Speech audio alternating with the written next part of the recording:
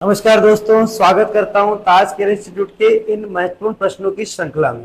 ध्यान दीजिएगा, आपके पेपर चल रहे हैं अभी, शुभकामनाएं, अच्छे चल रहे होंगे पेपर। आगे भी आपके लिए मैं ऐसे ही मॉडल पेपर लेकर आया हूं। आज भी मैं लेकर आया हूं आपके लिए कला एवं संस्कृति का बहुत महत्वपूर्ण मॉडल पेपर रामबाण।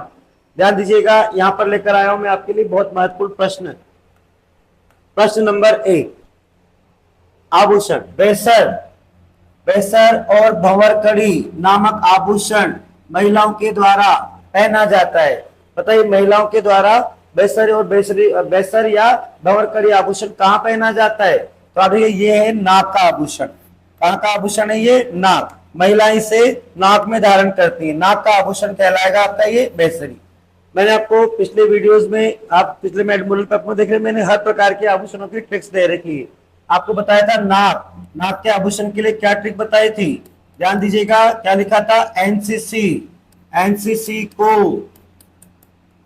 एफबी का लोभ हुआ। एनसीसी को एफबी का लोभ हुआ। एनसीसी को एफबी का लोभ हुआ। ध्यान दीजिएगा, ये मैंने ट्रिक बनाई थी आप लोगों के लिए। एनसीसी को एफबी का लोभ हुआ। अब देखिएगा, इससे आपके नाक के सारे आभूषण आ जाएंगे, सारे महत्वपूर्ण आभूषण। देखिएगा क्या क्या है यहाँ पर। एन से बन जाएगा नथ। आप जानते हैं महिलाएं नाक में नथ पहनती हैं। फिर एक होता है आपका, एक हो जाएगा ये चुन्नी। एक हो जाएगा चुन्नी। चुन्नी नामक आभूषण भी महिलाओं के द्वारा नाक में पहना जाता है। फिर एक होता है ये चीप जिसको चोप कहते हैं। तो चीप या चोप नामक आभूषण भी महिलाओं के द्वारा नाक में पहना जाता है। फिर एफ से हो जाएगा फेड़ी। एफ से क्या हो जाएगा? फेड़ी। तो फेड़ी नामक आभूषण भी नाक में पहना जाता है। फिर बी से हो जाएगा बाली या बारी। बी से हो जाएगा बाली या बारी। तो ये भी कहां पर? नाक में पहना जाता है। फिर आप देखिएगा लो से हो जाएगा लोंग या इसको राजस्थानी भाषा में लुंग कहते हैं। लोंग या लुंग, ये भी नाक में पहना जाएगा। और भ से हो जाएगा भंवरिया। भ से क्या हो जाएगा? भंवरिया जिसे ही हम कहते हैं भंवरकड़ी। भंवरिया या इसे हम क्या बोलते हैं? भंवरकड़ी कहते हैं। तो इस प्रकार ध्यान दीजिएगा, यहाँ पर एक शब्द मैं हटा रहा हूं, यहाँ से एक शब्द है यहाँ पर बाली या बारी। तो देखिएगा, इसको बाली या बारी नाम नहीं देकर मैं इसको बेसर नाम दूंगा। बेसर या बेसरी। बेसर या बेसरी आभूषण। बेसर या बेसरी आभूषण भी नाक में है। और यहां पर मैं लिख दूंगा बी से बाली जिसको आप क्या बोलते हैं? बारी भी कहते हैं। तो बाली या बारी भी नाक में पहनी जाती है। इस प्रकार ये सारे आभूषण कहाँ के हैं? नाक के आभूषण। एनसीसी को एफबी का लोभ हुआ। एन से नथ हो जाएगा, सी से चुन्नी और सी से ही चीप या चोप। ध्यान देना, यहाँ पर ये चीप या चोप है। तो ये चीप या चोप तो आप देख रहे हैं नाक में पहना जा रहा है, लेकिन ऐसा ही एक आभूषण और होता है जिसको हम बोलते हैं चूप। इसको हम क्या बोलते हैं? चूप। तो ये चूप नामक आभूषण जो है, ये दांत में महिलाएं मतलब जैसे कहें तो दांतों में टांचे लगवाती सोने चांदी की, मतलब ऐसे मतलब सोना चांदी भरवाती है, उसको चूप कहते हैं। पर ये चीप या चोप, तो ये चीप या चोप तो है नाक का, और ये चूप जो है वो कहाँ का है? दांत का। ध्यान देना, दांत का एक आभूषण और है जिसको हम रखन कहते हैं। दांत का एक आभूषण और है जिसको क्या बोलते हैं? रखल। तो ये दांत के दो आभूषण हो जाएंगे। ध्यान रखना, एक तो चीप या चोप है, तो ये तो नाक का है, और ये चूप जो है वो कहाँ का है? दांत का आभूषण। और दांत का एक आभूषण और बता रहा मैं आपको, रखन। तो जैसे दाढ़ वगैरह पोली हो जाती है तो वहां पर क्या करते हैं? मसाला आदि भरवा लिया जाता है, उसको बोलते हैं रखन। तो ये सारे आभूषण कहाँ के मित्रों? नाक के आभूषण। तो अभी आपका प्रश्न क्या है? बेसर और भंवरकड़ी। एक तो है बेसर और एक है भंवरकड़ी। एक तो बेसर रहा आपका, ये रहा, और ये क्या है? भंवरिया या भंवरकड़ी। ये दोनों आभूषण पूछ रहा है। ये सब कहाँ के हैं? नाक के आभूषण है। कहाँ के आभूषण है ये? नाक। इस प्रकार इसका उत्तर हो जाएगा नाक का आभूषण। याद कर लेना, एनसीसी को एफबी का लोभ हुआ।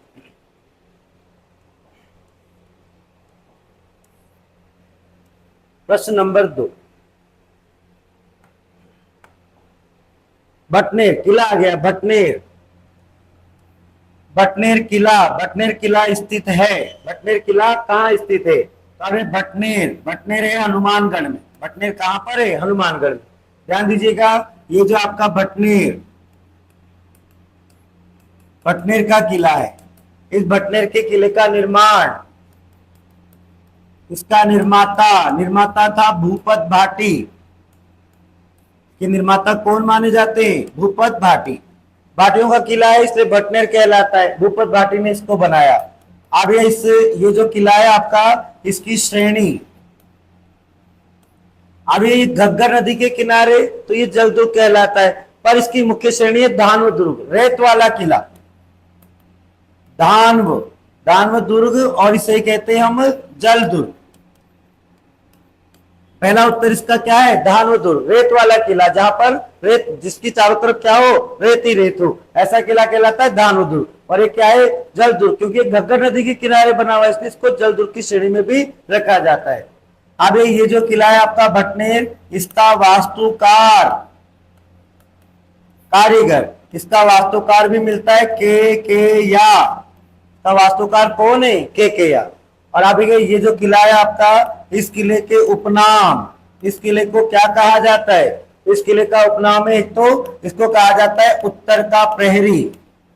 भटनेर किला जो है उसको उत्तर का प्रहरी, प्रहरी यानी रक्षक। और अभी इसको कई इतिहासकार राजस्थान का सबसे प्राचीन किला भी बताते हैं, राजस्थान का सबसे प्राचीन किला, यह है राजस्थान का सबसे प्राचीन किला, और इसे कहते हैं उत्तर का प्रहरी। याद रखना, एक उत्तरी भड़ किवाड़ है, जिससे जैसलमेर, तो ये उत्तर का प्रहरी है और जैसलमेर है उत्तरी भड़ किवाड़।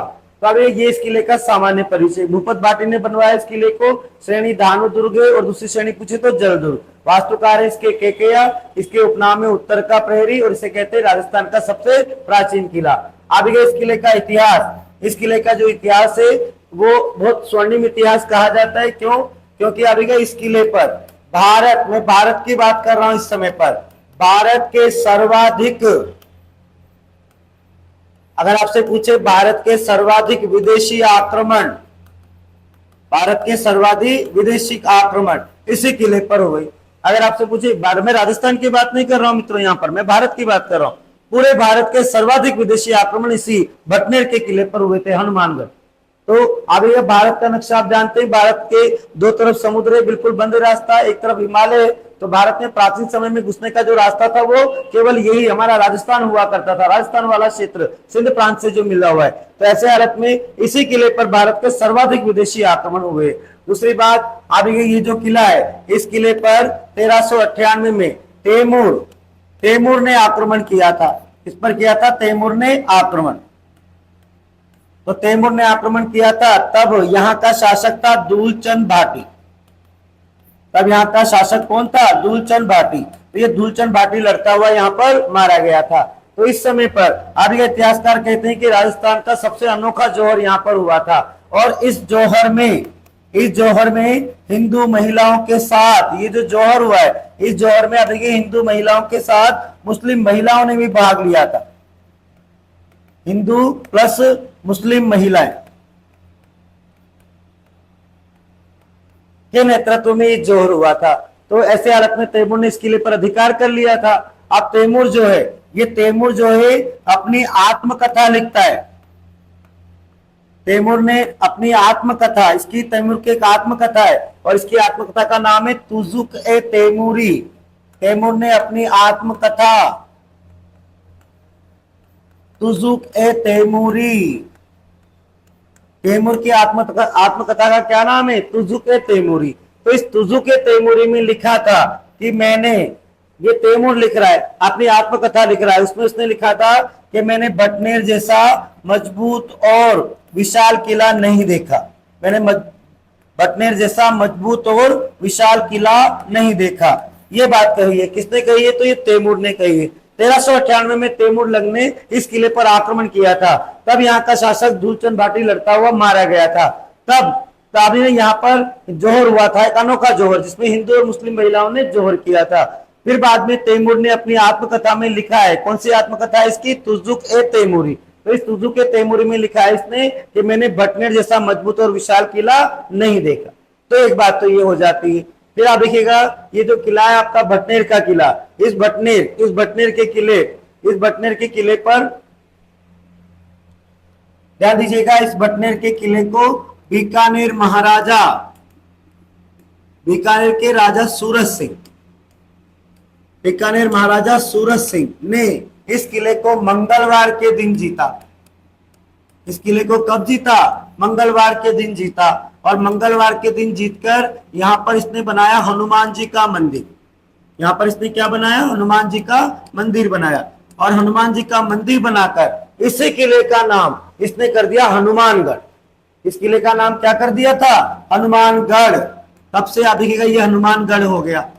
गढ़ यानी किला, और अब हमारा क्या बना हुआ है? जिला बना हुआ है। तो बीकानेर महाराजा सूरज सिंह ने इस किले को मंगलवार के दिन जीता था 1814 ईस्वी में। और फिर इस किले में हनुमान जी का मंदिर बनवाया और इस किले का नाम बदलकर क्या कर दिया? तो हनुमानगढ़ कर दिया था। इस किले का नाम कर दिया था उसने हनुमानगढ़।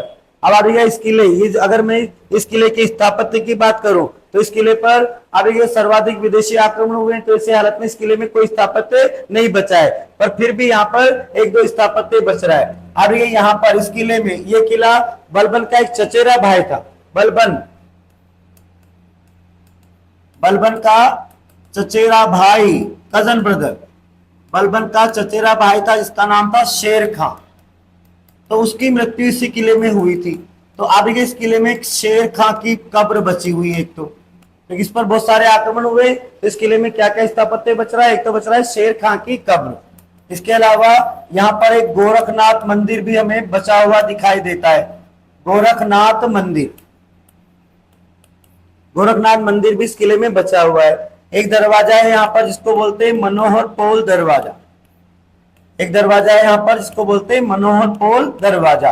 तो ये कुछ स्थापत्य यहाँ पर अभी शेष रह गया है, बाकी सारा स्थापत्य नष्ट हो गया है। क्यों हो गया है? क्योंकि इस किले पर सर्वाधिक विदेशी आक्रमण हुए। तो ऐसे हालत में ये किला है आपका कौन सा? बटनेर का किला। ध्यान दीजिएगा, आपने देखा है कि बटनेर का किला हनुमानगढ़ में, और ये बटनेर जो है इसका निर्माता कौन है? तो भूपत भाटी। श्रेणी क्या है इसकी? दानव दुर्ग और जलदुर्ग। वास्तुकार क्या है इसका? केकया। उपनाम क्या है इसका? उत्तर का प्रहरी यानी रक्षक। और इसको इतिहासकार कहते हैं राजस्थान का सबसे प्राचीन किला। अब आपने ये जो किला है, इसी किले का इतिहास कहता है कि इस किले पर भारत के सर्वाधिक विदेशी आक्रमण हुए, क्योंकि भारत में आने का रास्ता प्रारंभ में नहीं था। तो इसी किले मतलब हनुमानगढ़ की तरफ से, हमारे राजस्थान की तरफ से विभिन्न विदेशी आक्रमण हुए। तो इसी किले पर सर्वाधिक विदेशी आक्रमण हुए। यहाँ पर 1398 में तैमूर ने आक्रमण किया था। तब यहाँ का राजा था दूलीचंद भाटी। ये लड़ता हुआ मारा गया। तो यहाँ पर एक अनोखा जोहर हुआ जिसमें हिंदू महिलाओं के साथ मुस्लिम महिलाओं ने भी जोहर किया था। और तैमूर ने अपनी आत्मकथा तुजु के तैमूरी में लिखा है कि मैंने बटनेर जैसा मजबूत और विशाल किला नहीं देखा। तो ये बटनेर की बात कर रहा है तैमूर, क्योंकि इस समय पर वो किले थे ही नहीं। फिर इसके बाद बीकानेर महाराजा सूरज सिंह जो थे, उन्होंने इस किले को मंगलवार के दिन जीता और यहाँ पर बनवाया था उन्होंने हनुमान जी का मंदिर। और इस किले का नाम बदलकर क्या कर दिया? हनुमानगढ़। तब से हम इसे भी क्या बोलते हैं? हनुमानगढ़ बोलते हैं। और आप देख रहे हैं कि ये जो किला है इसमें स्थापत्य क्या क्या बच रहा है? तो एक तो बलबन के चचेरे भाई शेर खां की कब्र बची हुई है, यहाँ पर गोरखनाथ का मंदिर है, और एक मनोहर पोल दरवाजा यहाँ पर शेष रह गया है। बाकी इसके अलावा सारा स्थापत्य यहाँ पर क्या हो गया है? नष्ट हो गया है। ऐसे हालत में ये किला कौन सा है आपका? बटनेर। और कहाँ स्थित है? तो हनुमानगढ़ में स्थित है। ठीक है, आगे बात कर लेते हैं अगले प्रश्न।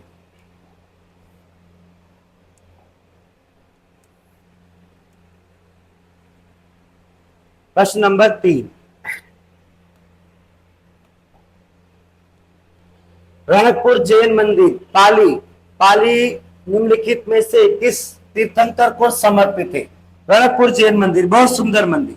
रणकपुर के जो जैन मंदिर है वो पाली में स्थित है। तो पाली में अब ये मंदिर जो है वो किस तीर्थंकर को समर्पित है? तो अब ये जो मंदिर है ये समर्पित है आपके भगवान आदिनाथ को समर्पित है, भगवान आदिनाथ को। ध्यान दीजिएगा, ये जो जैन मंदिर बनाए थे इसका निर्माता कौन है? तो अब ये निर्माता है इसके एक जैन व्यापारी। रणकपुर के जो जैन मंदिर है उनका निर्माता है एक जैन व्यापारी, और इन जैन व्यापारी का नाम है धरणक। तब नाम है धरणक, जिनको धरण शाह भी कहते हैं। धरणक जिन्हें हम क्या बोलते हैं? धरण शाह। तो धरणक या धरण शाह ने इस मंदिर को बनवाया था। इसका समय मिलता है लगभग 1439, यानी ये सब कुछ किसके काल में हो रहा है? राणा कुंभा के शासन काल। मेवाड़ के राजा कौन थे? तो राणा कुंभा। तो 1439 में इसका निर्माण करवाया है जैन व्यापारी गर्णक या धरण शाह ने। अब ये जो जैन मंदिर है इनके वास्तुकार, इनका वास्तुकार कौन है? तो इनका वास्तुकार है देपा। देपा जिसको देपाक भी लिखते हैं कई लोग, और अभी आरपीएससी सेट के जो पेपर हुए उसमें तो दीपक ही मान लिया। तो देपा, देपाक या दीपक इसका वास्तुकार माना जाता है। अब अभी ये जो आदिनाथ जैन मंदिर है, रणकपुर का जैन मंदिर, इस जैन मंदिर की विशेषता है कि ये 1444 खंभों पर बना हुआ है। 1444 खंभे, इस मंदिर में कितने खंभे? 1444 खंभे। तो अभी इसी कारण इस मंदिर को क्या बोलते हैं? खंभों का अजायब घर। इस मंदिर को क्या बोलते हैं? खंभों का अजायब घर, खंभों का अजायब घर, खंभों का संग्रहालय। खंभों का अजायब घर कहते हैं, अर्थात क्या बोलते हैं? खंभों का संग्रहालय कहते हैं। और इसे कहते हैं चौमुखा, इसे कहते हैं चौमुखा जैन मंदिर, से बोलते हैं चौमुखा जैन मंदिर। तो अब ये रणकपुर नामक जो स्थान है ये पाली में पड़ता है, और ये जो स्थान है, ये जो मंदिर बने हुए रणकपुर में, ये मथाई नदी के किनारे है। यहां पर है एक नदी जिसका नाम क्या है? मथाई नदी।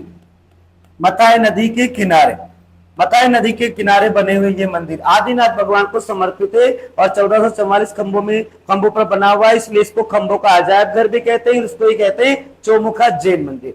और ध्यान दीजिएगा, इसी स्थान पर रणकपुर में, यहीं पर इसी जैन मंदिर के सामने एक नेमिनाथ मंदिर भी बना हुआ है। इसी जैन मंदिर के सामने क्या बना हुआ है? एक नेमिनाथ जैन मंदिर भी बना हुआ है। और ये जो नेमिनाथ जैन मंदिर है, इस मंदिर के बारे में बताते हैं इतिहासकार कि इस मंदिर में अश्लील मूर्तियां लगी हुई है। बहुत सारी क्या लगी हुई है? अश्लील मूर्तियां। तो बहुत सारी अश्लील मूर्तियां लगी होने के कारण इस मंदिर को वेश्या मंदिर भी कहा जाता है। इस मंदिर को क्या कहा जाता है? वेश्या मंदिर के नाम से भी जाना जाता है। तो रणकपुर में जैन मंदिर है, और ये जैन मंदिर जो है ये किसने बनवाया? तो एक जैन व्यापारी था, इसका निर्माता कौन है? धरणक या धरण शाह। 1439 में इस मंदिर का निर्माण करवाया था इसने। वास्तुकार देपा या देपाक या दीपक है।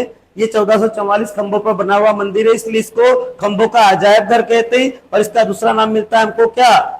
चौमुखा जैन मंदिर। अब ये मथाई नदी के किनारे मंदिर है, और यहीं पर एक नेमिनाथ में जैन मंदिर भी बना हुआ है, जिसमें अश्लील मूर्तियां लगी हुई है, इस कारण इसको वेश्या मंदिर के नाम से जाना जाता है। तो ये रणकपुर के जैन मंदिर है, जो बहुत सुंदर मंदिर है, जो मूर्ति कला के नाम से बहुत सुंदर मंदिर है। मतलब इतने सुंदर मंदिर कि यहाँ पर आपको फोटोग्राफी अलाउ नहीं है, तो इसलिए हम इन मंदिरों के बारे में नहीं जानते। यहाँ जाते वही इनकी सुंदरता को देख पाता है। तो ये चौमुखा जैन मंदिर, इसे हम क्या बोलते हैं? 1444 खंभों का, यानी खंभों का अजायब घर कहते हैं। बहुत इंपॉर्टेंट मंदिर है आपकी परीक्षा की दृष्टि से। ये मथाई नदी के किनारे आदिनाथ जैन मंदिर।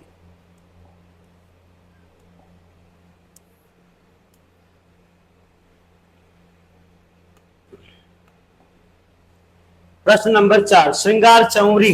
प्रश्न नंबर 4 कह रहे हैं श्रृंगार चौरी। श्रृंगार चौरी मंदिर के विषय में सही कथन है। आपको ढूंढना है कि इस मंदिर के विषय में कौन कौन से कथन सही है।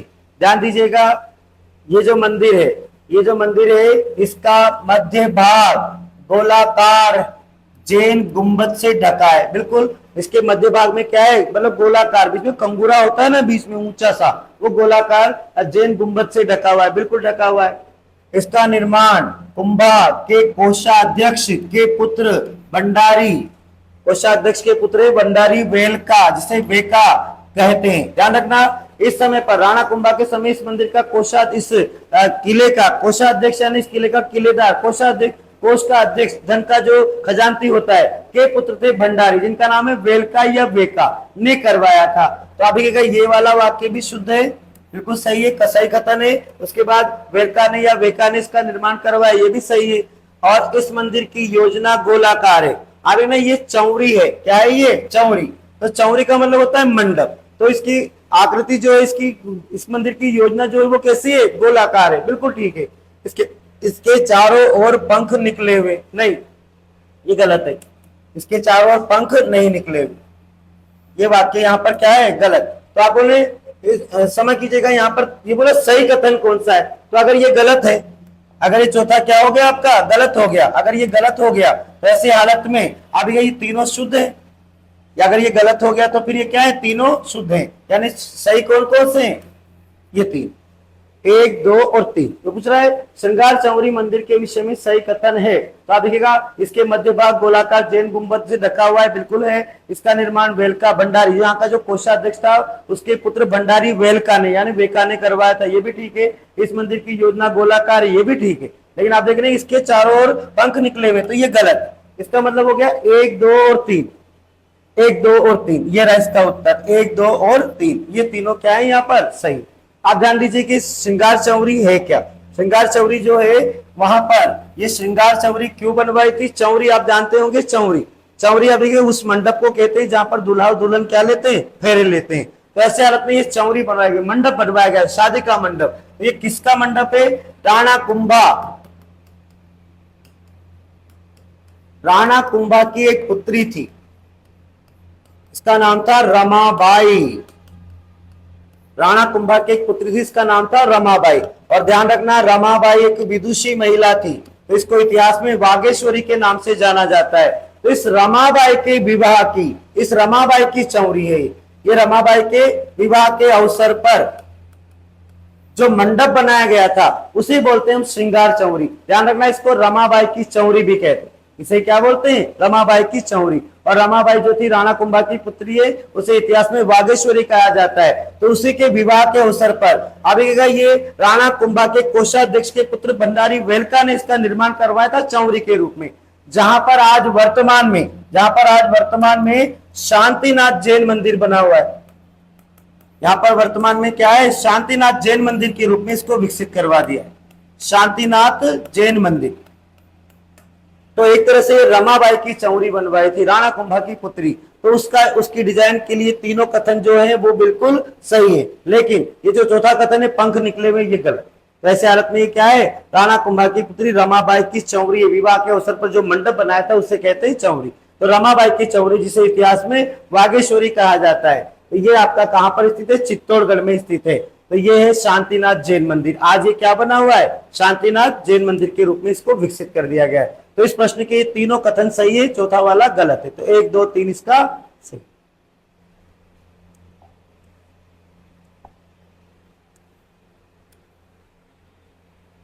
प्रश्न नंबर 5, दाऊदी बोहरा संप्रदाय, दाऊदी बोहरा संप्रदाय, दाऊदी बोहरा समुदाय का प्रमुख उपासना स्थल कौन सा है, कहां पर है।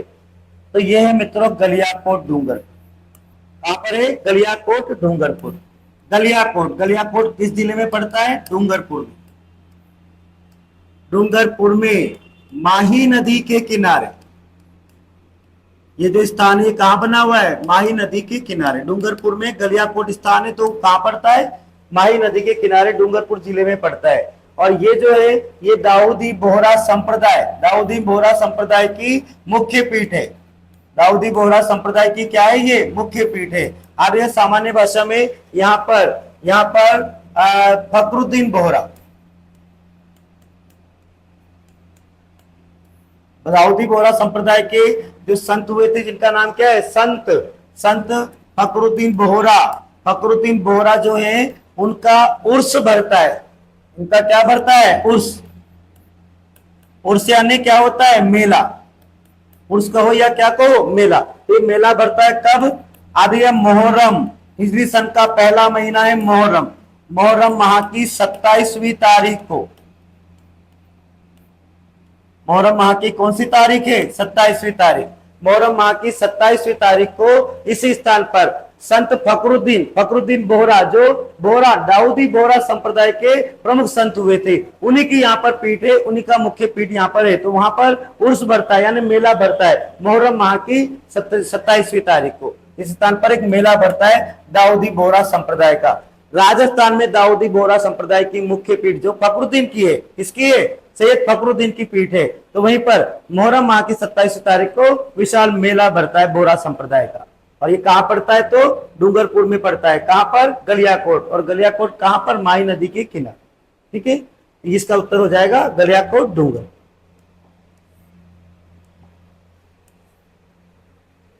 प्रश्न नंबर 6,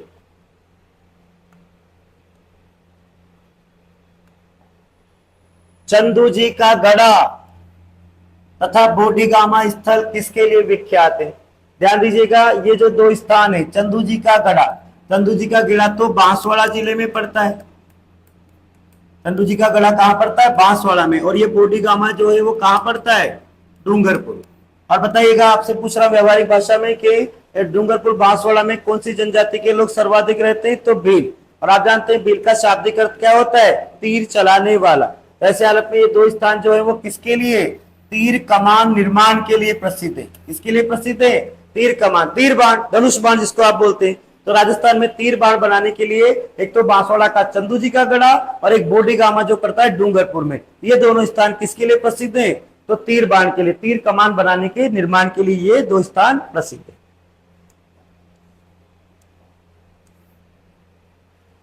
प्रश्न नंबर 7,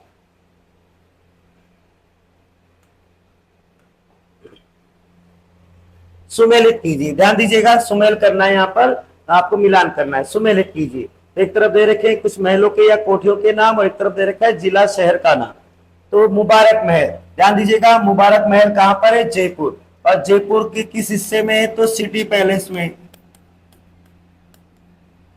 जयपुर के सिटी पैलेस जिसको आप चंद्र महल कहते हैं। तो ये मुबारक महल कहाँ बना हुआ है? जयपुर के सिटी पैलेस में बना हुआ है, जिसे आप चंद्र महल को सिटी पैलेस कहते हैं, में बना हुआ है। और मुबारक महल किसने बनवाया था? तो ये बनवाया था माधो सिंह सेकंड ने। जयपुर के राजा हुए थे माधो सिंह सेकंड, इसने बनवाया था। और माधो सिंह सेकंड ने इसी मुबारक महल में दुनिया के सबसे बड़े चांदी के बर्तन रखवाए थे, चांदी के कलश, चांदी के 2 कलश यहां पर रखे हुए जो दुनिया के सबसे बड़े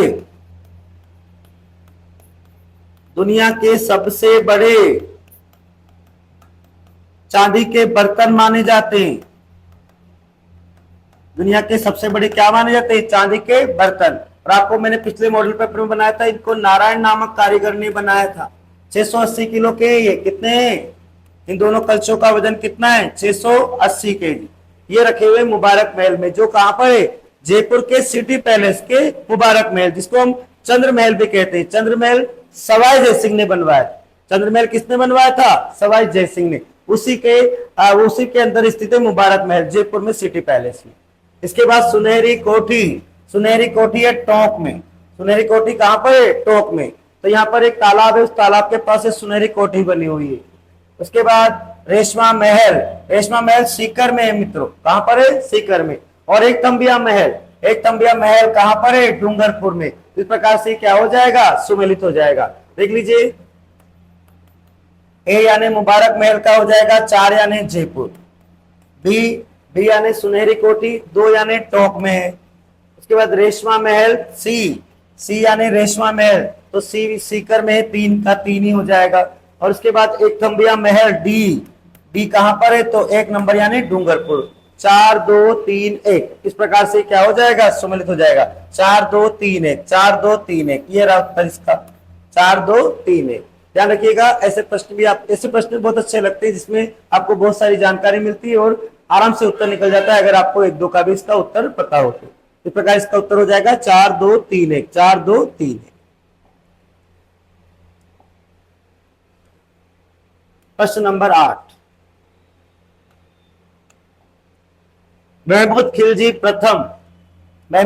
प्रथम ने राजस्थान के किस किले में एक कोट का निर्माण करवाकर उसका नाम मुस्तफाबाद कर दिया था?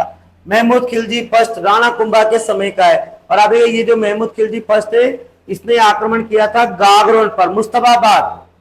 मुस्तफाबाद किसे कहा था इसने? गागरोन किला। तो मुस्तफाबाद नाम कर दिया था किसका? गागरोन किले का। गागरोन किला कहां पर है? तो ये झालावाड़ जिले में है। गागरोन कहां पर है? झालावाड़ में। और अब ना ये राजस्थान का जल दुर्ग की श्रेणी में आता है। किस दुर्ग की श्रेणी में आता है? जल दुर्ग, क्योंकि यहाँ पर अभी ये जो किला है ये काली सिंध और आहू नदियों के संगम पर बना हुआ है। एक तो काली सिंध नदी है और एक कौन सी नदी है? आहू नदी के संगम पर बना हुआ है ये किला। और इस संगम को स्थानीय भाषा में सामेल जी कहते हैं। गागरोन का किला झालावाड़ जिले में स्थित है, जलदुर्ग की श्रेणी में आता है। क्यों? क्योंकि ये काली सिंध और आहू नदियों के संगम पर बना हुआ है और इस संगम को स्थानीय भाषा में, लोकल लैंग्वेज में क्या बोलते हैं? सामेल जी कहते हैं। अब इस दुर्ग का निर्माता, इस दुर्ग का निर्माता जो है अब ये डोडिया राजपूत था, डोडिया राजपूत बीजलदेव। इस किले का निर्माता कौन माना जाता है? बीजलदेव। इसको बोलते हैं डोडिया, ये डोडिया राजपूत था, डोडिया राजपूत था। बीजलदेव के द्वारा एक किला बनवाया गया था काली सिंध और आहू नदियों के संगम पर। और आप देखिएगा ये जो किला है पूरे भारत का एकमात्र ऐसा किला है जो बिना नींव के बना हुआ है, एकमात्र ऐसा किला जो बिना नींव के एक कठोर चट्टान पर बना हुआ है, बिना नींव के एक कठोर चट्टान पर बना हुआ पूरे भारत का एकमात्र किला कौन सा हो जाएगा आपका? ये गागरोन। पूरे भारत का एकमात्र ऐसा किला जो बिना नींव के एक कठोर चट्टान के पर बना हुआ है। अब इस किले में, ये जो किला है आपका, इस किले के चारों तरफ कोटा के दीवान झाला जालिम सिंह, कोटा के दीवान का नाम है जालिम सिंह, कोटा के दीवान थे झाला जालिम सिंह। इन झाला जालिम सिंह ने इस किले के चारों तरफ परकोटा बनवाया था और इस परकोटे को जालिम कोट कहते हैं। इस परकोटे को क्या बोलते हैं? जालिम कोट कहते हैं। ये किला अकबर के पास भी रहा। ये किला किसके पास रहा? अकबर। तो अकबर का अधिकार भी रहा इस किले पर। और अकबर ने, ध्यान दीजिएगा, अकबर जो था उसने, अकबर ने अबुल फजल के भाई, अकबर जो था उसने अबुल फजल के भाई, अबुल फजल का भाई था फैजी, इस फैजी से मुलाकात अकबर ने इसी किले में की थी।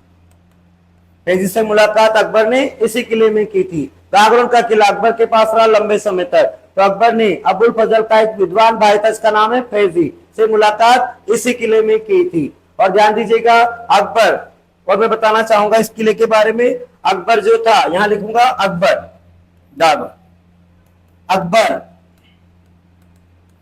अकबर जो था उसने यह किला बीकानेर के पृथ्वीराज राठौर, बीकानेर के राजा हुए थे कल्याणमल, बीकानेर के राजा कौन थे? कल्याणमल। तो कल्याणमल का एक पुत्र था, कल्याणमल का क्या था? एक पुत्र। एक तो था राय सिंह, जिसने, अब बीकानेर के कल्याणमल ने अकबर के नागौर दरबार में उपस्थित होकर 1570 में अकबर की अधीनता स्वीकार कर ली थी। तो उसके बाद अकबर ने बड़े भाई को, यानी राय सिंह को, कल्याणमल के बड़े पुत्र को, तो जोधपुर का प्रशासक बना दिया था। और इसका जो दूसरा पुत्र था, इसका नाम था पृथ्वीराज राठौड़, पृथ्वीराज राठौड़। ये जो पृथ्वीराज राठौड़ है, इसे बहुत बड़ा कवि हुआ करता था, तो इसको अकबर ने अपना दरबारी कवि बना लिया था। और इसी पृथ्वीराज राठौड़ की कविताओं से प्रसन्न होकर अकबर ने यह किला पृथ्वीराज राठौड़ को, गागरोन का किला पृथ्वीराज राठौड़ को उपहार में दे दिया था, गिफ्ट में दे दिया था। अकबर ने देखा ये किला किसको? पृथ्वीराज राठौड़ को उपहार में दे दिया था। तो अभी इसी पृथ्वीराज राठौड़ ने इसी किले में रहकर अपनी प्रसिद्ध पुस्तक डिंगल भाषा, कौन सी भाषा की बात कर रहा हूं? डिंगल भाषा। डिंगल भाषा यानी मारवाड़ी, पश्चिमी राजस्थान की साहित्यिक बोली। डिंगल भाषा में अपनी प्रसिद्ध पुस्तक वेली कृष्ण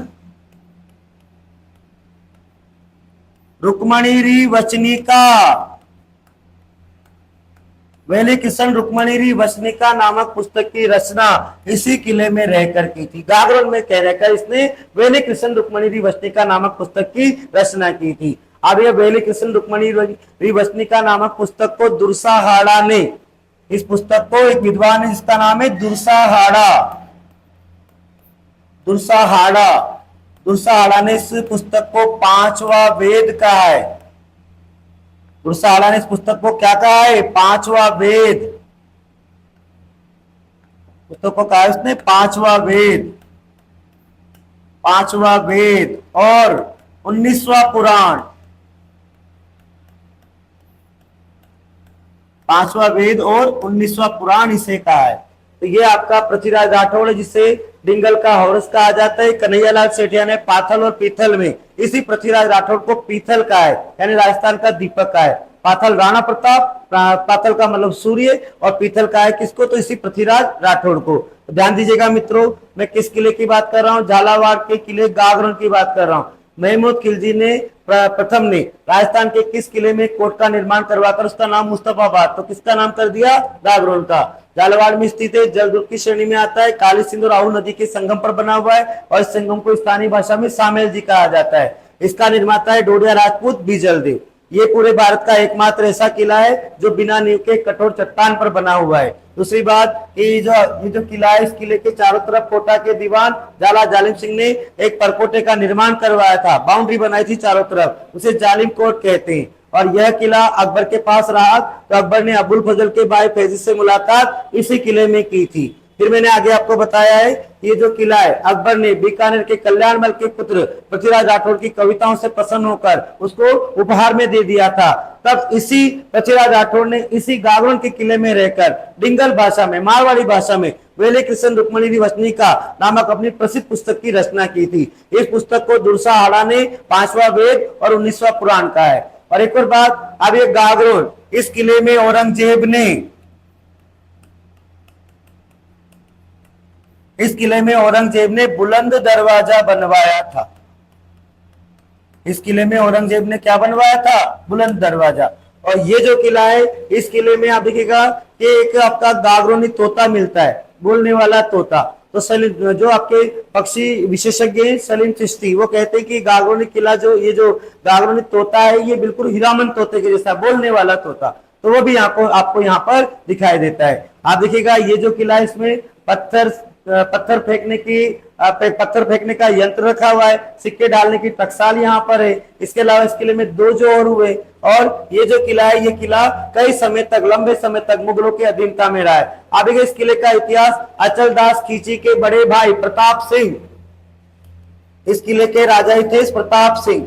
और ये प्रताप सिंह जो थे, उन्होंने वैराग्य धारण कर लिया था। रामानंद जी पधारे थे यहाँ पर, तो ऐसे हालत में प्रताप सिंह जो थे, उनको ही संत पीपाजी के नाम से जाना जाता है। इसी किले के शासक है संत पीपाजी, जो प्रताप सिंह के नाम थे। तो संत पीपाजी की छतरी भी इसी किले में बनी हुई है। कौन सा किला बात कर रहा हूं मैं आपसे आज, ये गागरोन का किला है। इसे ही महमूद खिलजी फर्स्ट ने जीत कर इसका नाम क्या कर दिया था, मुस्तफाबाद कर दिया था। इसे गर्गराजपुर भी कहते हैं। इसे डोडिया राजपूतों ने बनाया, इसलिए इसको दूलरगढ़, इसको क्या बोलते हैं, दूलरगढ़ भी कहते हैं, इसको डोरगढ़ भी कहते हैं। और इसे मुस्तफाबाद नाम दिया है किसने, तो महमूद खिलजी फर्स्ट। यह है आपका गागरोन का।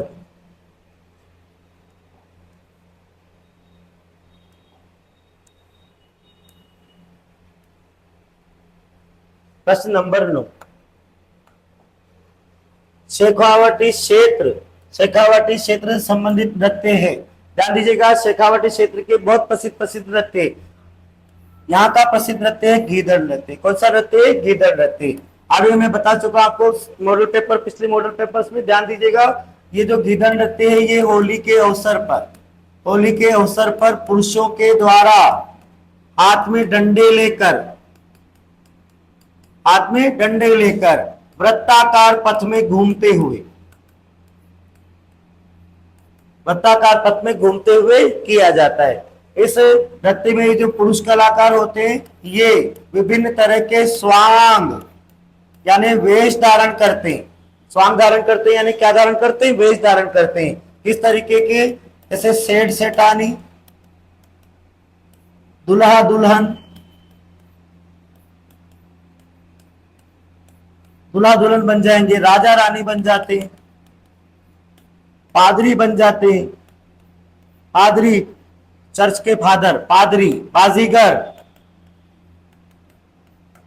पठान आदि के भेष धारण करते, विभिन्न तरह के स्वांग धारण करते। पुरुष कलाकार इस नृत्य के दौरान विभिन्न तरह के स्वांग धारण करते। सेठ सेठानी, दूल्हा दुल्हन, राजा रानी, पादरी, बाजीगर, पठान आदि के वेश धारण करते, शिव पार्वती बन जाते। तो आप यहाँ पर ये जो स्वांग धारण करते हैं, और इस दौरान आप देख रहे हैं कि पुरुष कर रहे हैं, तो पुरुष ही सेठ बन रहा है और पुरुष ही सेठानी बन रहा है, पुरुष ही दूल्हा बन रहा है और पुरुष ही दुल्हन बन रहा है। तो इस नृत्य के दौरान जो पुरुष महिला का वेश धारण करता है, जो महिला का वेश धारण करता है, उसको गणगौर कहते हैं। इसे क्या बोलते हैं, गणगौर कहते हैं। जो पुरुष नृत्य के दौरान महिला का वेश धारण करता है, उससे गणगौर कहते हैं। तो शेखावटी क्षेत्र का एक बहुत प्रसिद्ध नृत्य जो होली के अवसर पर होता है। इसके अलावा शेखावटी क्षेत्र के अन्य नृत्य, तो अभी इनके अन्य नृत्य कौन कौन से प्रमुख नृत्य, तो अभी इसमें एक तो चंग नृत्य, बहुत प्रसिद्ध नृत्य चंग नृत्य। तो ये चंग नृत्य जो है ये कब किया जाएगा, ये भी होली के अवसर पर पुरुषों के द्वारा एक हाथ में चंग पकड़कर, वो बड़ी डपली, एक हाथ में चंग पकड़कर दूसरे हाथ से बजाते हुए, ऐसे चंग पकड़ एक हाथ से और दूसरे हाथ से क्या करें, बजाते हुए वृत्ताकार गोल गोल घूमते हुए किया जाता है पुरुषों के द्वारा। एक नृत्य ढप नृत्य, तो ढप नृत्य भी ढप नामक वाद्य यंत्र बजाते हुए पुरुषों के द्वारा किया जाता है। अभी का एक कच्ची घोड़ी नृत्य भी है। कौन सा नृत्य, कच्ची घोड़ी नृत्य। और ये कच्ची घोड़ी नृत्य शेखावाटी के साथ साथ नागौर, कुचामन, डिडवाना, परबतसर आदि क्षेत्रों में किया जाने वाला प्रमुख व्यवसायिक नृत्य कच्ची घोड़ी नृत्य, जो विवाह के अवसर पर किया जाता है। तो ये प्रमुख नृत्य जो शेखावाटी क्षेत्र में किए जाते हैं। गीदड़ नृत्य, शेखावाटी क्षेत्र का प्रमुख नृत्य कौन सा है, सबसे गीदड़ नृत्य, जो पुरुषों के द्वारा हाथ में डंडे लेकर वृत्ताकार पथ में घूमते हुए विभिन्न स्वांग यानी वेश धारण करके किया जाता है। सेठ सजानी, दूल्हा दुल्हन, राजा रानी, पादरी, बाजीगर, पठान, शिव पार्वती आदि के ये वेश धारण कर लेते हैं। और जो पुरुष महिला का वेश धारण करता है उसे ही गणगौर कहते हैं। अन्य नृत्य बता रहा हूं, एक चंग नृत्य जो भी होली के अवसर पर होगा, एक ढप नृत्य और एक कच्ची घोड़ी नृत्य जो विवाह के अवसर पर पुरुषों के द्वारा किया जाता है। तो ये शेखावाटी क्षेत्र के प्रमुख नृत्य हैं।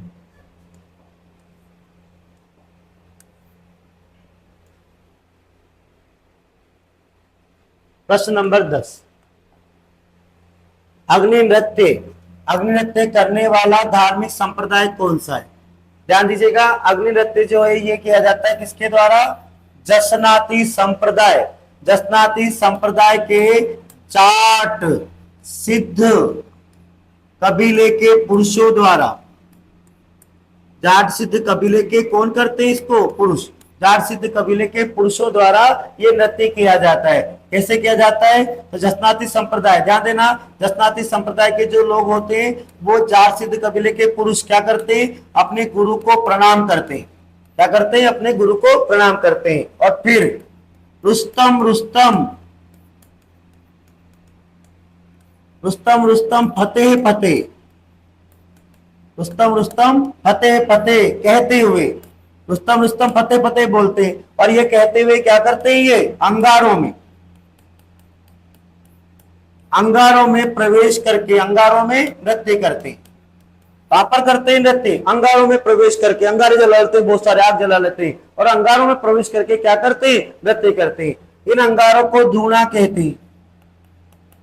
इन अंगारों को क्या बोलते हैं, धूना कहते हैं। तो इन अंगारों में नृत्य किया जाता है अग्नि नृत्य, चमत्कार भरा नृत्य। जसनाती संप्रदाय के जाट सिद्ध कबीले के पुरुषों द्वारा अपने गुरु को प्रणाम करके रुस्तम फतेह कहते हुए अंगारों में प्रवेश करके नृत्य किया जाता है। इन अंगारों को धूना कहते हैं। और इस दौरान ये इन अंगारों में विभिन्न तरह की कलाकारी भी करते हैं।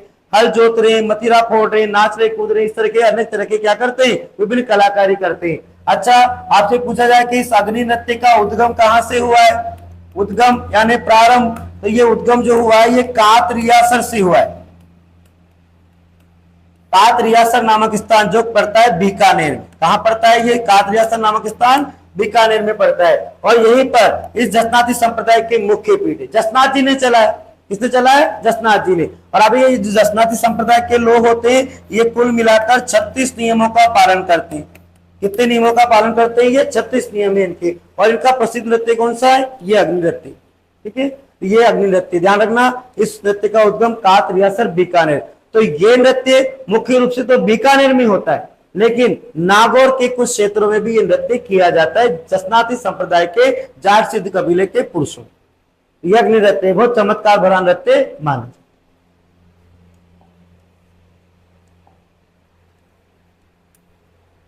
प्रश्न नंबर 11,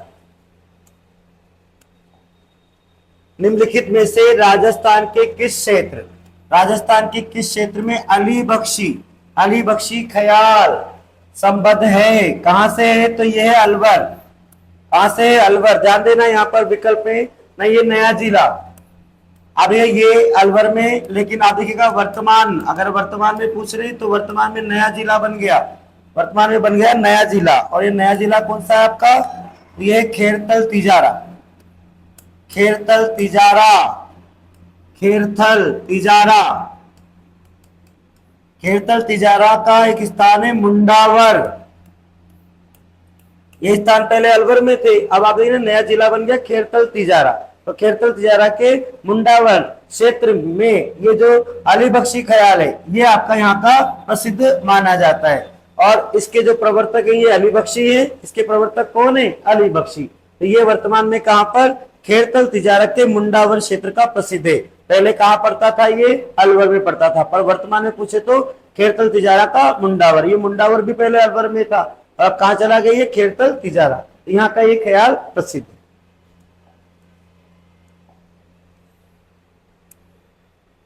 प्रश्न नंबर 12 सुमेलित कीजिए। संत संप्रदाय से संबंधित और उसकी पीठों से संबंधित एक प्रश्न है। द्वारकाधीश जी, श्रीनाथ जी, मथुराधीश जी और गोविंद देव जी। ध्यान दीजिएगा, ये सब किससे संबंधित है? किस संप्रदाय की पीठ है? वल्लभ संप्रदाय। किस संप्रदाय की पीठ है ये? वल्लभ संप्रदाय। वल्लभ संप्रदाय की पीठ है ये सारी। पहले मिलान कर लेते हैं, देखते हैं। द्वारकाधीश जी, ध्यान देना, द्वारकाधीश जी कांकरोली राजसमंद में राणा राज सिंह जी ने बनवाया था ये मंदिर। श्रीनाथ जी, इस संप्रदाय की सबसे प्रसिद्ध पीठ है श्रीनाथ जी की, नाथद्वारा में, नाथद्वारा कांकरोली, नाथद्वारा राजसमंद। मथुराधीश जी, मथुरेश मुख्य पीठ कोटा। मथुराधीश जी की पीठ जो है वो कहां पर है? कोटा में। और गोविंद देव जी, गोविंद देव जी कहां पर है? तो ये है आपके कहां पर? जयपुर में। गोविंद देव जी ये अलग हो जाएंगे, ध्यान देना। तो ये कुल मिलाकर यहाँ पर आपका क्या हो जाएगा? ये वल्लभ संप्रदाय की तीन, द्वारकाधीश, श्रीनाथ जी और मथुराधीश जी द्वारकाधीश जी की पीठ है। और ये जो गोविंद देव जी गौड़ीय संप्रदाय की पीठ है। इस प्रकार से सुमेलित हो जाएगा। देखिएगा किस प्रकार से। ए द्वारकाधीश जी कहां पर है? 4 यानी कांकरोली राजसमंद में। बी श्रीनाथ जी कहां पर है? 2 यानी श्रीनाथ द्वारा राजसमंद। उसके बाद मथुराधीश जी, सी यानी मथुराधीश जी 1 यानी कोटा। तो मथुराधीश जी कहां पर है? आपके कोटा में। गोविंद देव जी डी यानी डी हो जाएंगे 3 यानी जयपुर। तो इस प्रकार सुमेलित हो जाएगा 4 2 1 3, 4 2 1 3। ये रहा 4 2 1 3। इसका उत्तर हो जाएगा 4 2 1 3। इस प्रकार आगे ये संप्रदाय इस प्रकार से सुमेलित हो जाएगा। वल्लभ संप्रदाय की ये 3 पीठ है। कौन कौन सी? तो एक तो मथुराधीश जी का, एक तो मथुराधीश जी आपके मथुराधीश जी, एक आपके श्रीनाथ जी है और एक आपके कांकरोली के द्वारकाधीश जी हैं। ये वल्लभ संप्रदाय की पीठ है। तो ये सब कहां पर है? इस प्रकार से क्या हो जाएगा? सुमेलित हो जाएगा।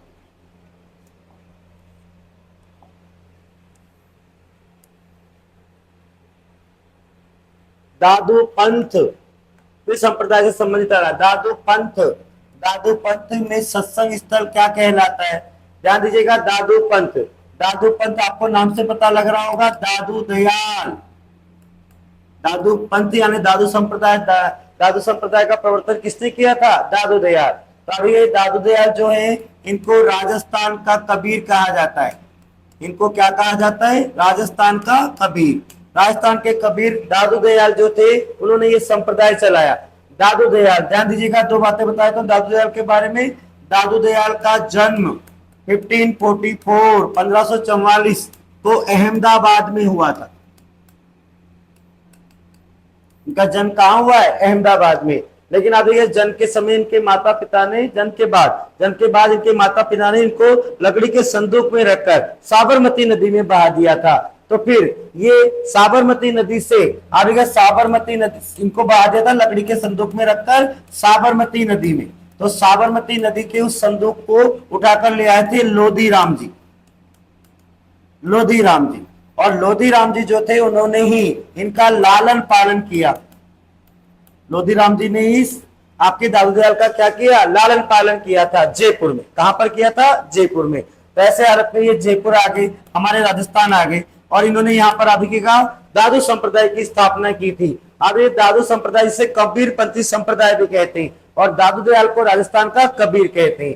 तो ये जो दादू दयाल है इन्होंने अब ये दादू संप्रदाय चलाया और इस संप्रदाय का जो सत्संग स्थल होता है उसे अलग दरिबा कहते हैं। अर्थात जहाँ सत्संग होते हैं, इस संप्रदाय के जहाँ सत्संग होते हैं, उपदेश दिए जाते हैं, उसको अलग दरिबा कहते हैं। और इस संप्रदाय में आप देखिए अभिवादन शब्द, इस संप्रदाय का जो अभिवादन शब्द होता है, अभिवादन शब्द यानी इस संप्रदाय के जब लोग आपस में मिलते हैं तो क्या बोलते हैं, जैसे हिंदू बोलते हैं राम राम, मुस्लिम अस्सलाम वालेकुम, पंजाबी बोलते हैं सत श्री अकाल, ऐसे। तो इस संप्रदाय के लोग जब आपस में मिलते हैं तो वो बोलते हैं सत्य राम, राम ही क्या है, सत्य है, सत्य राम बोलते हैं, सत्य राम बोलते हैं ये लोग। फिर आप देखिएगा ये जो दादू दयाल है आपके, इनके कुल 152 शिष्य थे, जिसमें 52 शिष्यों को मूल शिष्य कहा जाता है, जिसमें दो तो इनके पुत्र हैं, एक तो गरीबदास जी हैं और एक मिस्किनदास, और इसके अलावा बकना जी हैं, माधोदास हैं, रज्जब जी, एक रज्जब जी इनके बहुत प्रमुख शिष्य हैं, जिन्होंने आजीवन दूल्हे के वेश में रहकर दादू दयाल के उपदेशों का प्रचार प्रसार किया था। और अभी ये जो दादू संप्रदाय है, इस दादू संप्रदाय की कुल, अगर आपसे पूछे इस संप्रदाय की कुल कितनी शाखाएं हैं, तो इस संप्रदाय की है कुल 5 शाखाएं। कितनी शाखाएं इस संप्रदाय की? कुल 5 शाखाएं। कौन कौन सी है? तो अभी मैंने एक तरीका बनाया आपके लिए याद करने का। क्या है तरीका? खाना खाऊं विरक्त होकर। खाना खाओ कैसे? विरक्त होकर। खाना खाऊं विरक्त होकर। और ये 5 इसकी क्या है? शाखाएं। दादू संप्रदाय की 5, दादू दयाल जी दादू संप्रदाय इसकी 5 शाखाएं कौन कौन सी है? खा से हो जाएगा खालसा, इसको बोलते हैं खालसा पंथ। क्या बोलते हैं? खालसा पंथ। ना से हो जाएगा नागा पंथ, ना से क्या हो जाएगा? नागा पंथ। फिर खा आ गया, इस खा से हो जाएगा खाकी पंथ। फिर उत्तरादे, एक हो जाएगा उत्तरादे, उत्तरादे पंथ।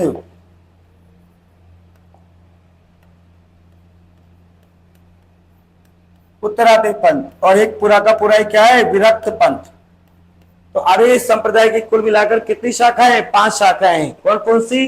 खालसा पंथ, नागा पंथ, खाकी पंथ, उत्तरादे पंथ और विरक्त पंथ। 5 शाखाएं इस संप्रदाय की प्रसिद्ध है। तो खाना खाऊं विरक्त होकर, ध्यान रखना, याद कीजिएगा, खाना खाऊं विरक्त होकर। दादू संप्रदाय की 5 शाखाएं। इन शाखाओं में से प्रश्न बनता है किससे संबंधित है? तो दादू संप्रदाय से संबंधित है। किसने चलाया? तो दादू दयाल। इनको क्या कहा जाता है? राजस्थान का कबीर। का जन्म कहाँ हुआ था? अहमदाबाद में हुआ था। इनके माता पिता ने लकड़ी के संदूक में रखकर इनको साबरमती नदी में बहा दिया था। तो वहां से लोधी राम जी इनको ले आए और लालन पालन किया। कहां पर? जयपुर में। तो अब ये संप्रदाय चलाया किसने? दादू दयाल ने। और ध्यान रखना, ये दादू संप्रदाय है, इस संप्रदाय की मुख्य पीठ, इस संप्रदाय की मुख्य पीठ है नरेना। नरेना जिसको नारायणा कहते हैं, नरेना जिसको क्या बोलते हैं? नारायणा। और आपने इसी को बोलते हैं दादू की समाधि। दादू दयाल ने अपना अंतिम समय इसी स्थान पर गुजारा था, नरेना नारायणा। ये भैराना की डूंगरी में है, जयपुर। कहां पर है? भैराना की डूंगरी, जयपुर। और ये सारा स्थान कहां पर है? सारा कार्यक्रम इनका कहां पर है? जयपुर में, भैराना की डूंगरी, जयपुर। और इसे ही दादू खोल भी कहा जाता है। इसे ही क्या कहा जाता है? दादू खोल, यानी दादू की गुफा। तो ये मुख्य पीठ है नरेना नारायणा में, जो जयपुर में भैराना की डूंगरी में पड़ती है। दादू खोल भी इसे कहा जाता है। दादू दयाल ने अपना पहला उपदेश सांभर में दिया था। दादू दयाल ने अपना पहला उपदेश कहां दिया था? सांभर में। लिखूंगा मैं यहां पर, दादू दयाल ने लिखा है अपना प्रथम उपदेश। दादू दयाल ने अपना प्रथम उपदेश कहां पर दिया था? सांभर, जयपुर में। और कौन सी भाषा में दिया था? तो अभी इनकी भाषा कौन सी है? ढूंढारी। जयपुर की भाषा कौन सी? ढूंढारी भाषा में इन्होंने अपना पहला उपदेश सांभर में दिया था। तो आप ध्यान देना, दादू पंथ में संसद स्थल को क्या बोलते हैं? अलग दरीबा। और अभिवादन शब्द को क्या बोलते हैं? सत्येरा। ये आपका दादू संप्रदाय से संबंधित प्रश्न है, इंपोर्टेंट सा।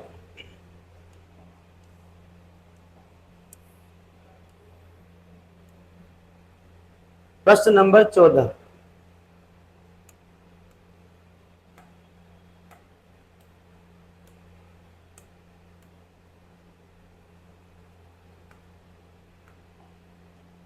सुमेलित कीजिए। फिर सुमेलित करने वाला प्रश्न आ रहा है। जसनाथ जी, जसनाथी संप्रदाय की मुख्य पीठ कहां पर है? कातरियासर, बीकानेर। यहीं पर इनका जन्म हुआ था। तो जसनाथी संप्रदाय की मुख्य पीठ कहां है? कातरियासर, बीकानेर। और जसनाथ जी का जन्म भी यहीं पर हुआ था। फिर शीतला माता, शीतला माता का सबसे प्रमुख मंदिर 400 जयपुर में बना हुआ है। किसने बनाया? तो माधो सिंह द्वितीय ने बनाया, जयपुर के राजा।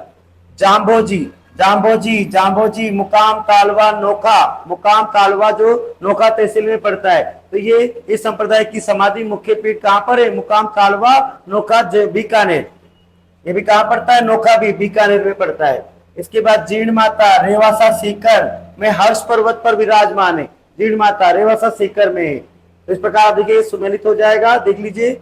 ए यानी जसनाथ जी कहां पर है? कातरियासर बीकानेर। बी यानी शीतला माता, शीतला माता कहां है? चाकसू जयपुर यानी 2। इसके बाद सी यानी जाम्बोजी का, जाम्बोजी यानी मुस्लिम संप्रदाय की मुख्य पीठ मुकाम तालवा नोका बीकानेर में। तो सी का हो जाएगा 3। और डी यानी जीर्ण माता कहां है? तो 1 यानी रेवासा सीकर में। तो 4 2 3 1, 4 2 3 1, ये रहा। ए का 4, बी का 2, सी का 3 और डी का 4। डी का 1, क्षमा कीजिएगा, डी का 1। ये हो जाएगा इस प्रकार से सुनो, ठीक है।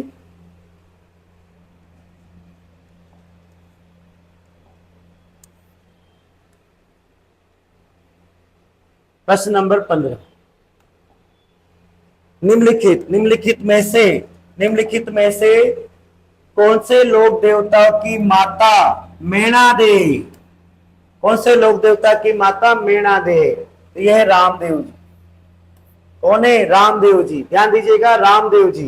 रामदेव जी की पापा कौन है? अजमल जी। अजमल जीरा वीरा अजमल जी। फिर इनकी मम्मी कौन है? तो मम्मी कौन है इनकी? मेणा दे। और इनकी पत्नी कौन है? तो इनकी पत्नी है नेतल दे। नेतल दे जिनको निहाल दे कहते हैं। और ये नेतल दे किसकी पुत्री है? तो ये है दलजीत सोडा की पुत्री।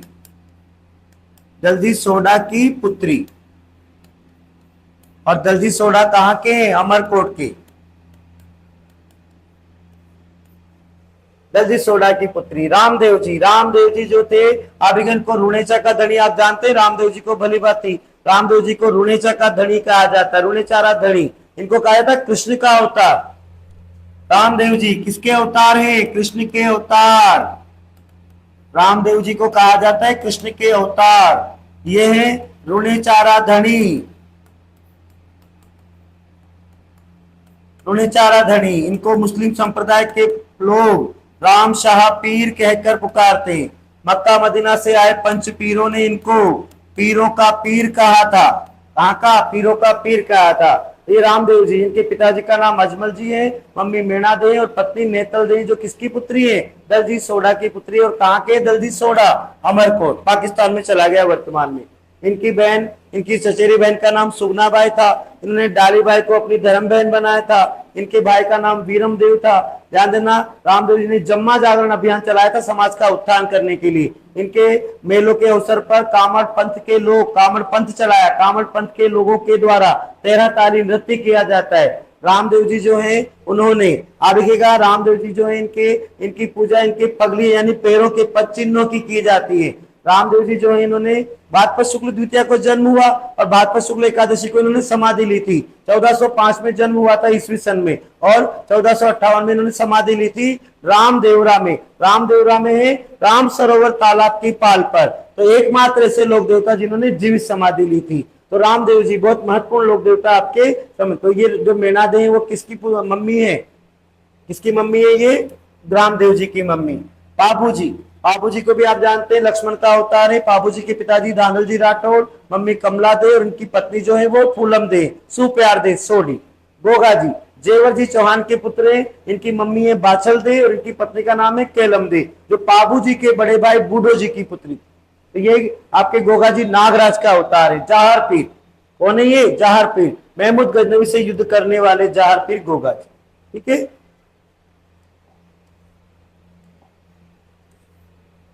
प्रश्न नंबर 16, राजस्थान का वह लोक देवता जिसने महमूद गजनवी से युद्ध किया। अभी भी बोल रहा हूं मैं, महमूद गजनवी से युद्ध किया था। किसने किया था? गोगा जी ने किया था। ध्यान देना, ये जो गोगा जी चौहान जो है इनका जन्म ददरेवा चूरू नामक स्थान पर हुआ था। ददरेवा चूरू नामक स्थान पर गोगा जी का जन्म हुआ था। तो ऐसे हालत में ये जो गोगा जी है, अरे गोगा जी के मम्मी पापा बताए तो आपको गोगा जी, गोगा जी के जो पापा हैं वो हैं आपके जेवर जी। गोगा जी के पापा का क्या नाम है? तो जेवर जी, जेवर जी चौहान। इनकी मम्मी कौन है? तो बाछल दी। और इनकी पत्नी कौन थी? तो केलम दे। केलम दे जो बाबू जी के बड़े भाई बूढ़ो जी की पुत्री थी। हम कोलू कोलू मंड में शादी हुई थी इनकी। तो ये जो गोगा जी आपके, आप इनको इतिहास में क्या, आप हिंदू संप्रदाय के लोग क्या बोलते हैं? नागराज का अवतार। कौन है ये? नागराज का अवतार। और अब ये इनको जाहर पीर, जाहर पीर कहने वाला था ये महमूद गजनवी। गोगा जी को जाहर पीर किसने कहा है? महमूद गजनवी। इनको सांपों के देवता भी कहा जाता है, सांपों के देवता। इनको गायों का रक्षक भी कहा जाता है, गायों की का रक्षक। क्या हुआ था? तो हुआ ऐसा था कि गोगा जी, ये गोगा जी के दो चचेरे भाई थे, एक तो था अर्जुन और एक था सुरजन। गोगा जी के चचेरे भाई थे अर्जुन और सुरजन। ध्यान देना 10वीं क्लास की किताब में लिखा है मौसेरे भाई थे, कजन ब्रदर, मौसेरे भाई बताए गए। तो ये जो अर्जुन और सुरजन थे ये भूमि विवाद के कारण, जमीन की लड़ाई, भूमि विवाद के कारण गोगा जी के गांव की गायों को चुराकर, गोगा जी के गांव की गायों को चुराकर और महमूद गजनवी को दे रहे थे। किसको दे रहे थे? महमूद गजनवी। ये दे रहे थे महमूद गजनवी को।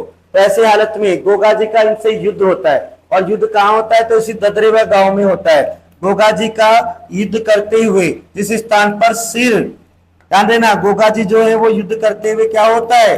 गोगा जी का जिस स्थान पर सिर कट जाता है, और ये सिर कटता है कहां पर? ददरेवा में, जहां पर इनका जन्म हुआ है, ददरेवा चूरू में, वहीं पर इनका सिर कटता है। तो इस सिर कटता है उस स्थान को बोलते हैं शीर्षमेढ़ी। उस स्थान को क्या बोलते हैं? शीर्षमेढ़ी। और फिर भी गोगा जी क्या कर रहे हैं? युद्ध कर रहे हैं। तो युद्ध करते हुए गोगा जी का जिस स्थान पर धड़ गिरता है और मृत्यु होती है, उस स्थान को बोलते हैं धड़मेढ़ी। स्थान को क्या बोलते हैं? धड़मेढ़ी या गोगामेढ़ी। उस स्थान को बोलते हैं धड़मेढ़ी या गोगामेढ़ी। अब ये धड़मेढ़ी या गोगामेढ़ी कहां पर है? तो ये है नौहर हनुमानगढ़ में। कहां पर है? नौहर स्थान है जो कहां पड़ता है? हनुमानगढ़। तो हनुमानगढ़ में धड़मेढ़ी नामक स्थान है जहां पर गोगा जी के मंदिर का निर्माण फिरोज शाह तुगलक ने करवाया था। और इस मंदिर की बनावट मकबरा नुमा है। और इस मंदिर के मुख्य दरवाजे पर बिस्मिल्लाह शब्द लिखा हुआ है। तो आपने ना ये जो आपके गोगा जी हैं ये युद्ध कर रहे हैं, महमूद गजनवी से युद्ध करते हुए सिर कट गया, फिर भी गोगा जी लड़ रहे हैं। ददरवा में सिर कटा है और मृत्यु यानी धड़ गिरा इनका धड़मेढ़ी नौहर हनुमानगढ़ में। तो युद्ध करते करते बिना सिर के कपंध, इनका कपंध यानी बिना सिर का जो धड़ होता है इसको कपन कहते हैं। युद्ध करते हुए ये नौहर हनुमान तक चले गए और वहां पर इनका धड़ गिरा और मृत्यु हुई। तो उस स्थान को धड़मेढ़ी कहते हैं, उसे कहते हैं गोगामेढ़ी। ये कहां पर है? नौहर हनुमानगढ़ में। तो इनका मुख्य मंदिर यहीं पर बना हुआ है। और आपने ना इस सारी घटना को देखकर महमूद गजनवी के मुंह से क्या निकला कि भाई ये तो साक्षात देवता है, जिंदा पीर है, जाहर पीर। तो जाहर पीर किसने कहा इनको? महमूद गजनवी ने कहा। ठीक है। तो ये गोगा जी चौहान है आपके, जिनके पिताजी जेवर जी हैं, मम्मी बाछल दे और केलम दे इनकी पत्नी है, जो पाबू जी के बड़े भाई बूढ़ो जी की पुत्री थी। इन्हें नागराज का अवतार कहा जाता है, इन्हें महमूद गजनवी ने जाहर पीर कहा, सांपों के देवता इनको कहा गया, उनको गायों का रक्षक भी कहा जाता है। और मुस्लिम संप्रदाय के लोग इन्हें गोगा पीर कहकर पूजते हैं। ये आपके गोगा जी, जाहर पीर गोगा जी, महमूद गजनवी से युद्ध करने वाले जाहर पीर गोगा।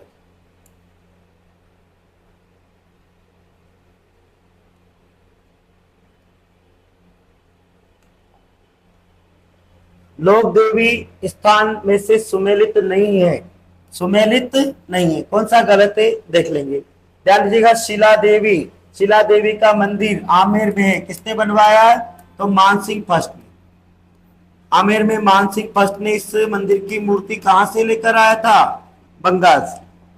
शिला देवी का मंदिर बनवाया मानसिंह फर्स्ट ने, और इस मंदिर की मूर्ति को वो कहां से लाया था? बंगाल से। बंगाल से मूर्ति लेकर आया था। शिला देवी जी ने अभी इस मंदिर को दुग्ध धवल मंदिर भी कहा जाता है। पाल शैली में बना हुआ है। और इस मंदिर की विशेषता है कि इस मंदिर में अभी चरणामृत के रूप में भक्त को शराब या जल दिया जाता है। तो ये मंदिर बनवाया मानसिंह फर्स्ट ने आमेर के जलेब चौक में। कहां से लाया मूर्ति? तो बंगाल का केदार, बंगाल का एक राजा था, इसका नाम है केदार। इस केदार को हराकर वहां से मूर्ति लेकर आया था। इसे दुग्ध धवल मंदिर कहा गया। ये पाल शैली में बना हुआ है। इस मंदिर के ऊपरी भाग पर पंचदेवों की मूर्तियां बनी हुई है और इस मंदिर में चरणामृत के रूप में भक्त को शराब या जल दिया जाता है उसकी श्रद्धा के अनुसार। तो ये बिल्कुल शिला देवी का मंदिर आमेर में। आई माता ओसिया में नहीं है, आई माता ओसिया में नहीं है। आई माता है बिलाड़ा में, बिलाड़ा जोधपुर में। आई माता कहाँ है? बिलाड़ा जोधपुर में। और ये जो आई माता है ये आपकी सिरवी जाति की कुलदेवी है, रामदेव जी की शिष्या आई माता। इनकी गाड़ी को बेल कहा जाता है। इनका मूल नाम जीजीबाई है। और अभी ना ये जो जीजीबाई यानी आई माता है, इनके मंदिर के दीपक से केसर टपकती रहती है। इनके मंदिर को दरगाह कहा जाता है और मंदिर के चबूतरे को बढ़े कहा जाता है। तो आई माता ये कहां पर होनी चाहिए? ये होनी चाहिए बिलाड़ा जोधपुर में। यहाँ क्या लिखा है? ओसिया। तो यही उत्तर इसका सही हो जाएगा। सुमेलित नहीं है। तो कौन सा सुमेलित नहीं है? यही नहीं है। और देख लीजिए शीतला माता चाकसू जयपुर में है। शीतला माता कहां पर है? चाकसू जयपुर में। माधव सिंह सेकंड ने बनवाया ये मंदिर, माधव सिंह सेकंड। शीतला माता जिन्हें चेचक की देवी कहते हैं, मुसाणी माता कहते हैं, महामाया माता कहते हैं, सेडल माता कहते हैं। चेचक की देवी जिनकी पूजा खंडित अवस्था में की जाती है, बच्चों की संरक्षिका देवी है और बच्चों को अभी स्वयं खंडित रहकर बच्चों को चेचक की बीमारी से बचाती है। तो ये शीतला माता है। आदि शीतला अष्टमी, चैत्र कृष्ण अष्टमी को आप बासोड़ा से यानी ठंडे भोजन से माता को भोग लगाते हैं और उसे ही खाते हैं। शीतला माता का पुजारी कुम्हार होता है, इनका वाहन गदा होता है। दधिमती माता गोट मांगलोद में, बिल्कुल ठीक है। दधिमती माता गोट मांगलोद, नागौर कहाँ पड़ता है? नागौर, नागौर स्थान है गोट मांगलोद, तो नागौर में पड़ता है ये। और ये देवी किसकी है? तो ये दादिज ब्राह्मणों की कुलदेवी है दधिमती माता। और इस मंदिर के परिसर में रामायण के प्रमुख दृश्यों का चित्रांकन पाया जाता है। बिल्कुल ठीक है। यहाँ पर उत्तर कौन सा हो जाएगा? आई माता। कहाँ होनी चाहिए? बिलाड़ा जोधपुर में। तो सही नहीं है तो कौन सा नहीं है? ये आई। बाकी सब ठीक।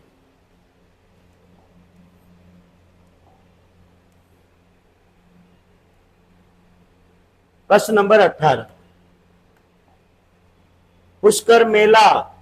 पुष्कर मेला ध्यान देना, बार बार आता है। पुष्कर मेला, चंद्रभागा मेला, इसके अलावा कोलायत में कपिल मुनि का मेला, चंद्रभागा मेला, केशवराय पाटन का मेला, ये सारे मेले एक साथ आते हैं एक ही तिथि को। किस तिथि को संपन्न होता है?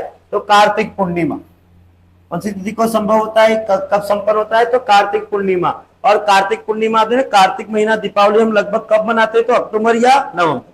तो अक्टूबर या नवंबर। और हिंदी महीने के विक्रम संवत के महीने के अनुसार पूछे तो तिथि एक कार्तिक पूर्णिमा फिक्स तारीख है, पर ये तारीख अक्टूबर या नवंबर में आती। तो कई बार ऐसे प्रश्न बने कि अक्टूबर नवंबर में कौन सा मेला भरता है? तो ये कार्तिक पूर्णिमा आएगी उस समय पर। तो ये पुष्कर का मेला भरेगा।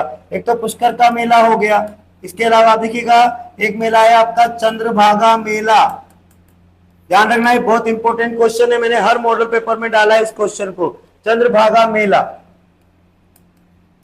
और चंद्रभागा मेला कहां भरता है? झालरा पाटन, झालावाड़। झालरा पाटन, झालावाड़ में इसी दिन कार्तिक पूर्णिमा के दिन भरता है। इसके बाद तीसरा एक मेला है कपिल मुनि का मेला। कपिल मुनि का मेला। और कपिल मुनि का मेला कहां भरता है? तो कोलायत नामक स्थान है।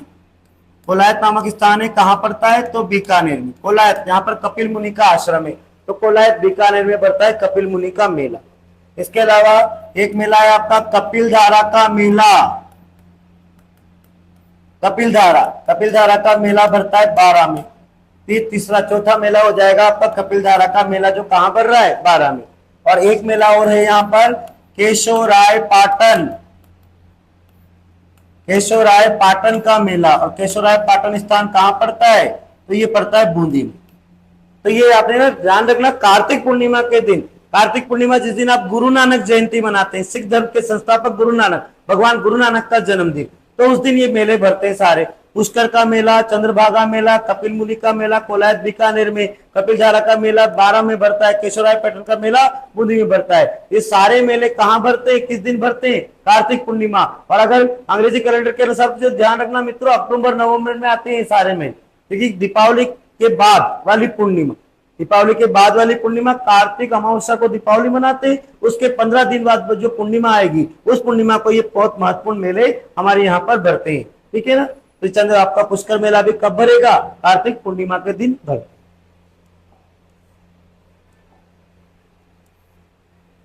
प्रश्न नंबर 19, जिला, जिला जिसमें प्रसिद्ध भरथरी मेला आयोजित किया जाता है। अब भगवान भरथरी का जो प्रसिद्ध मंदिर है वो है अलवर। कहां पर है? अलवर। तो अलवर में ये मेला भरता है। और कब भरता है?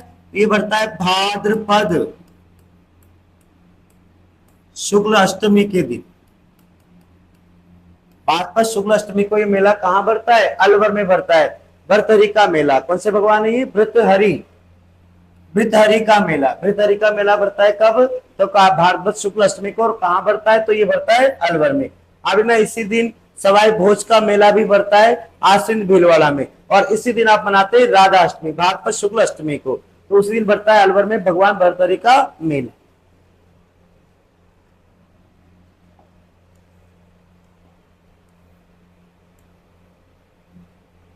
प्रश्न नंबर 20,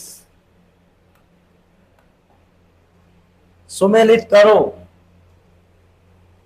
बहुत बढ़िया। ऊंट उत्सव याद कीजिएगा। ऊंट उत्सव में कई बार कह चुका हूं आपसे, ऊंट से जुड़ा हुआ कोई भी प्रोग्राम, कोई भी कार्यक्रम हो, जैसे ऊंट महोत्सव, या बोले आप ऊंट से जुड़ी हुई उस्ता कला है आपकी, ऊंट के मरे हुए ऊंट के खाल पर सुनहरी चित्रकारी करना, उस्ता कला ऊंट से संबंधित है। इसके बाद ऊंट अनुसंधान केंद्र जोधपुर बीकानेर, उस्ता केमल हाइट सेंटर, केमल यानी ऊंट, उस्ता केमल हाइट सेंटर, ये सारे कहां पर है? बीकानेर। तो ऊंट महोत्सव भी कहां मनाया जाएगा? बीकानेर में। इसके बाद हाथी महोत्सव, हाथी महोत्सव जनवरी फरवरी आमेर, कहां पर? आमेर में। उसके बाद मरु महोत्सव, मरु महोत्सव मनाया जाएगा आपका जैसलमेर में। और तार महोत्सव ये मनाया जाएगा आपका कहां पर? बाड़मेर में। देख लीजिए, सम्मिलित कर लीजिए। ए का क्या आ रहा है? 2, बीकानेर, ऊंट महोत्सव बीकानेर। बी का हो जाएगा आपका जयपुर यानी 3, और हाथी महोत्सव यानी जयपुर में। मरु महोत्सव कहां मनाया जा रहा है? तो सी यानी 4, जैसलमेर। और थार महोत्सव कहां मनाया जा रहा है? 1 यानी बाड़मेर। बी का हो जाएगा 1, 2 3 4 1, 2 3 4 1, 2 3 4 1, ये रहा उत्तर इसका, 2 3 4 1। ठीक है। तो इस प्रकार सारे महोत्सव मनाए जाते हैं विभिन्न स्थान पर। और ध्यान रखना, ऊंट से जुड़ा हुआ कोई भी कार्यक्रम पूछे सीधा बीकानेर जाना। हाथी महोत्सव जयपुर, मरु महोत्सव जैसलमेर और थार महोत्सव बाड़मेर में मनाया जाता है।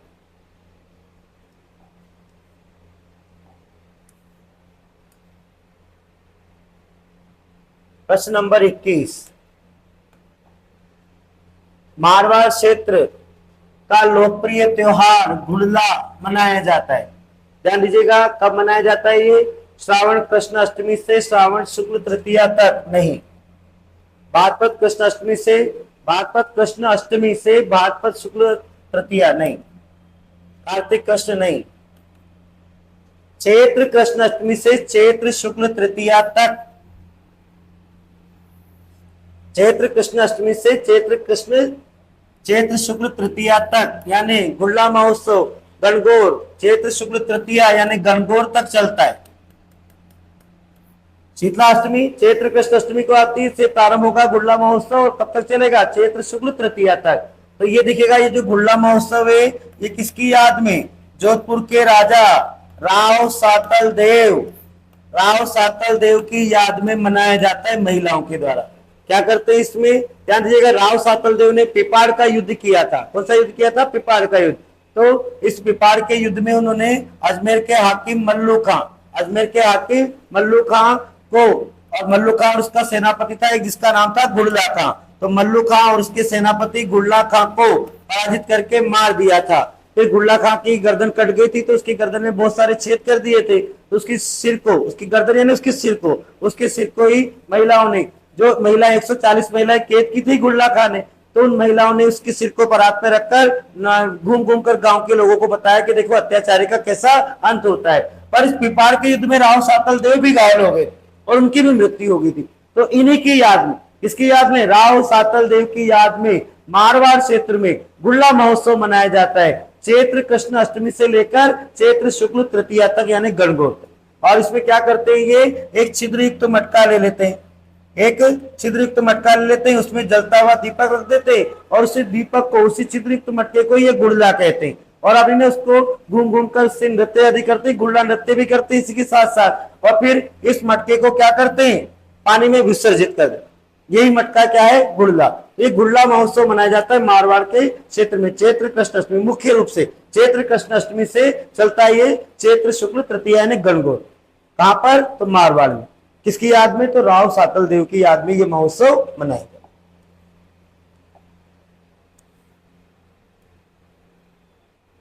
प्रश्न नंबर 22, हिजरी सन, हिजरी सन का पहला महीना कौन सा है, हिजरी सन का पहला महीना कौन सा है, ध्यान दीजिएगा, मुहर्रम। हिजरी सन का पहला महीना कौन सा माना जाता है, मुहर्रम। अभी ये हिजरी सन प्रारंभ कैसे हुआ, कैसे प्रारंभ हुआ, तो अभी के इस्लाम धर्म के जो संस्थापक है वो है पैगंबर मोहम्मद साहब।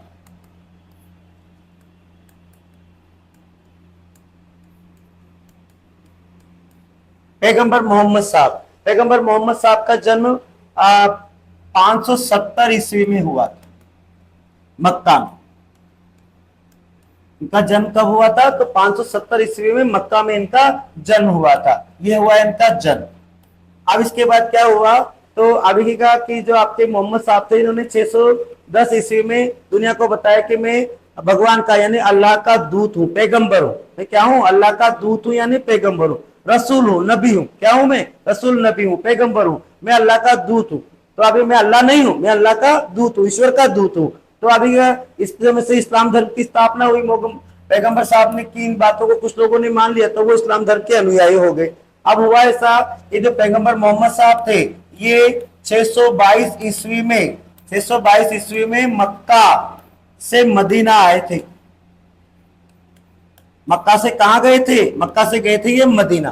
तो इस यात्रा को, ये जो मक्का से मदीना की ये यात्रा की इन्होंने, इस यात्रा को हिजरत कहा जाता है। इस यात्रा को क्या कहा जाता है, हिजरत। तो अभी इसी हिजरत से यानी 622 ईस्वी से हिजरत से ही बना हिजरी सन। हिजरत से ही क्या बना है, हिजरी सन। हिजरत से बना है हिजरी सन। तो हिजरी सन प्रारंभ हुआ यहाँ से। तो अब ये हिजरी सन का जो पहला महीना है वो कौन सा है आपका, मुहर्रम। तो ये मुहर्रम महीना पहला महीना माना जाता है। इसमें अभी हजरत इमाम हुसैन की, एक तरह से कहें तो हजरत इमाम हुसैन जो थे वो मक्का के युद्ध में, हजरत इमाम हुसैन जो थे वो मक्का के युद्ध में क्या हुए थे, वीर गति को प्राप्त हुए थे, शहीद हुए थे। तो मातम का महीना मनाया जाता है ये मुहर्रम। 10 तारीख को मुहर्रम निकाले जाते हैं, ताजिए निकाले जाते हैं। अभी ये पहला महीना तो मुहर्रम हो जाता है। मैं आपको सारे महीने बता देता हूँ। यहाँ पर दूसरा महीना, ये तो हो गया पहला महीना। दूसरा महीना होता है सफर। दूसरा महीना कौन सा होता है, सफर। फिर तीसरा महीना जो होता है वो होता है रबी उल अव्वल, रबी उल अव्वल। और इस रबी उल अव्वल की आपने ना 12वीं तारीख को, रबी उल अव्वल की 12वीं तारीख, ये महीना रबी उल अव्वल ही चल रहा है, कि 12वीं तारीख को ईद उल मिलादुल नबी, ईद उल मिलादुल नबी का त्योहार मनाया जाता है, जिसे आप 12 वफात भी कहते हैं। इसे आप क्या बोलते हैं, 12 वफात। अभी आपने 2 दिन पहले आपने बनाया 12 वफात, तो इसे आप क्या बोलते हैं, 12 वफात भी कहते हैं। तो अभी ये जो त्योहार है ये मुस्लिम इस्लाम धर्म का सबसे बड़ा त्योहार है, क्योंकि इसी दिन हजरत पैगंबर साहब का, पैगंबर मोहम्मद साहब का जन्म हुआ था और इसी दिन उनका वफात हुआ था। तो ये त्योहार मनाया जाता है ईद उल मिलादुल नबी। कौन से महीने में, तो रबी उल अव्वल की 12वीं तारीख को ये त्योहार मनाया जाता है। इसके बाद चौथा महीना होता है रबी उल सानी। चौथा महीना है कौन सा, रबी उल सानी। यहाँ पर कोई त्योहार नहीं आता है। इसके बाद 5वां महीना होता है जमादी, जमादी उल अव्वल। 5वां महीना कौन सा आता है, जमादी उल अव्वल। हिजरी सन का 5वां महीना जमादी उल अव्वल। फिर 6ठा महीना होता है यहाँ पर जमादी उल सानी। 6ठा महीना कौन सा है, तो जमादी उल सानी। जमादी उल सानी हो गया 6ठा महीना। इसके बाद मैं आगे था 6 महीने ये हो गए। पहला महीना हो गया मुहर्रम, दूसरा हो गया सफर। मुहर्रम महीने में ताजिए निकाले जाते हैं, मातम का महीना माना जाता है। रबीउल अव्वल की 12वीं तारीख को ईद उल मिलादुल नबी 12 वफात मनाया जाता है, इस्लाम धर्म का सबसे बड़ा त्योहार। फिर चौथा महीना आता है रबीउल सानी, पांचवा जमादी उल अव्वल, छठा हो जाएगा जमादी उल सानी। और फिर अभी के 7वां महीना, मैं यही बता देता हूं आपको 7वां महीना, यहां लिख देता हूं 7वां महीना। 7वां महीना होता है रजब। तो रजब माह की 1 से 6 तारीख तक, 1 से 6 तारीख तक अजमेर में ख्वाजा साहब का उर्स बढ़ता है। फिर 8वां महीना आ जाएगा शाबान, और इस शाबान माह की 14वीं तारीख को आप बनाते हैं शुभ रात, जिसको बोलते हैं शब ए बारात। तो शब ए बारात का त्योहार मनाया जाता है अपने गुनाहों की माफी मांगने के लिए। फिर 9वां महीना सबसे पवित्र महीना, इसको बोलेंगे आप रमजान। तो सबसे पवित्र महीना आ जाएगा रमजान। इस पूरे महीने रोजे उपवास रखे जाते हैं। और अभी इस महीने की 27वीं तारीख को, 26वीं 27वीं तारीख को शब ए कद्र नामक त्योहार मनाया जाता है। किसके उपलक्ष्य में? कुरान को लिपिबद्ध किया था। कहते हैं कि कुरान इस समय धरती पर उतरी थी, तो कुरान को लिपिबद्ध किया था। फिर जैसे ही रमजान महीना खत्म होता है तो अब ये 10वां महीना शव्वाल, याद रखना हिंदू संस्कृति में विक्रम संवत का महीना प्रारंभ होता है पूर्णिमा के अगले दिन से, यानी कृष्ण पक्ष की प्रथमा से। लेकिन हिजरी सन का जो महीना प्रारंभ होता है वो अमावस्या के अगले दिन से, यानी शुक्ल पक्ष की प्रथमा से प्रारंभ होता है। तो शव्वाल माह, जैसे रमजान महीना खत्म होगा अमावस्या के दिन, और अगले दिन यानी कि शव्वाल महीने की 1 तारीख को चांद दिखने पर ईद उल फितर, मीठी ईद मनाई जाती, भाईचारे का त्योहार मनाया जाता है, जिसको छोटी ईद भी कहा जाता है। तो 10वां महीना होता है शव्वाल। फिर 11वां महीना होता है जिलकदा। 11वां महीना कौन सा है? जिलकदा। यहां पर कोई त्योहार नहीं आता। और फिर अंतिम महीना होता है जिलहज। तो जिलहज की 10वीं तारीख को आप लिखिएगा कि यहाँ पर कुर्बानी का त्योहार, कौन सा त्योहार? कुर्बानी का त्योहार ईद उल जुहा मनाया जाता है, जिसको बकरीद कहा जाता है, बड़ी ईद भी कहा जाता है। तो इस प्रकार ये 12 महीने हैं जिनमें विभिन्न प्रकार के त्योहार इस संप्रदाय यानी इस्लाम धर्म के लोग मनाते हैं। तो ये हिजरी सन का जो पहला महीना हुआ वो कौन सा हुआ? मुहर्रम।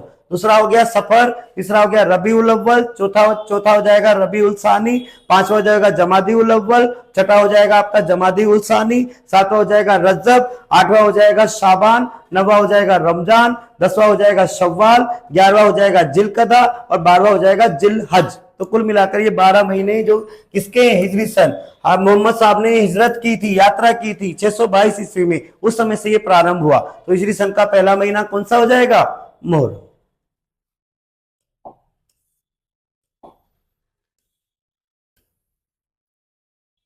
प्रश्न नंबर 23।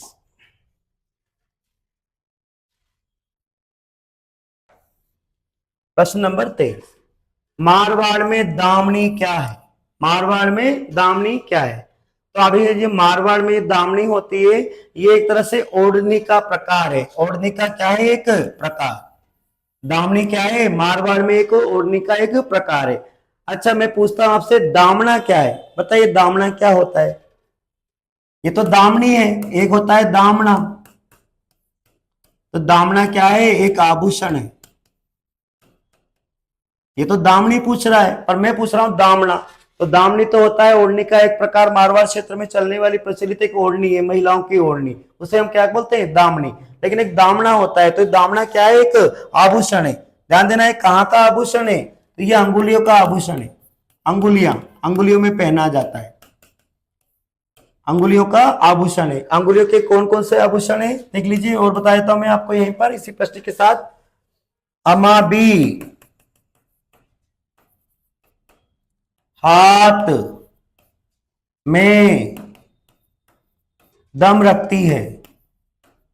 अमाबी हाथ में दम रखती है। तो ये अंगुलियों के आभूषण है। किसके आभूषण है? अंगुलियों के आभूषण है। और ये सामान्य भाषा में आप जानते हैं अंगूठी होती है, अंगूठी सभी लोग जानते हैं अंगूठी। एक होती है मूंदड़ी, तो मूंदड़ी का मतलब भी अंगूठी होता है। एक ऐसे हो जाएगा अरसी, ऐसे क्या हो जाएगा? अरसी। अरसी क्या है? एक अंगूठे में पहने जाने वाला, अंगूठे में पहनते हैं इसको, जिसमें कांच लगा होता है। तो ये रानियां अपना मुंह देखने के लिए अरसी पहना करती थी। फिर एक होता है बीटी। क्या होता है? बीटी अंगूठी है एक तरह से, बीटी। एक होता है हथफूल। एक होता है क्या? हथफूल। तो हथफूल देखना, उंगलियों में अंगूठियां पहनी जाएगी और यहाँ पर कलाई में भी आएगा हथफूल, ध्यान रखना। हथफूल अंगुलियों में अंगूठे के रूप में पहना जाएगा और यहाँ पर महिलाएं क्या करेंगी? इसको कलाई में धारण करेंगी कड़े की तरह। फिर ये आ गया दमना। तो आप देख लीजिए, दमना क्या है? एक आभूषण भी है। और ये दामनी क्या है? एक तो दामनी क्या है? ओढ़नी का एक प्रकार है मारवाड़ क्षेत्र की। और एक दमना क्या है आपका? तो यह हाथ का यानी अंगुलियों का क्या होता है? आभूषण भी होता है दमना। तो दामनी क्या है? महिलाओं की ओढ़नी है, मारवाड़ क्षेत्र में प्रचलित एक ओढ़नी का प्रकार है। प्रश्न नंबर 24।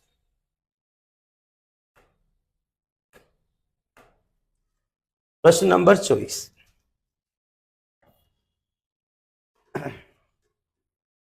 फायरे फायर, क्या लिखा है यहाँ पर? फायरे फायर।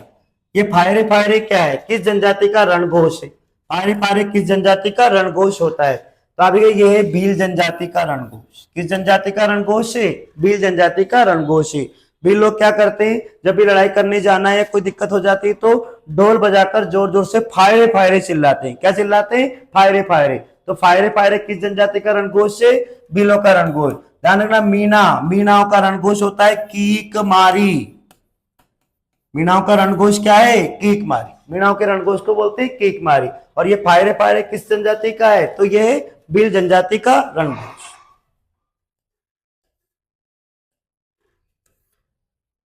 प्रश्न नंबर 25। कौन सा कथन राजस्थान की सहरिया जनजाति के बारे में सही नहीं है? कौन सा कथन है जो राजस्थान की सहरिया जनजाति के बारे में सही नहीं है?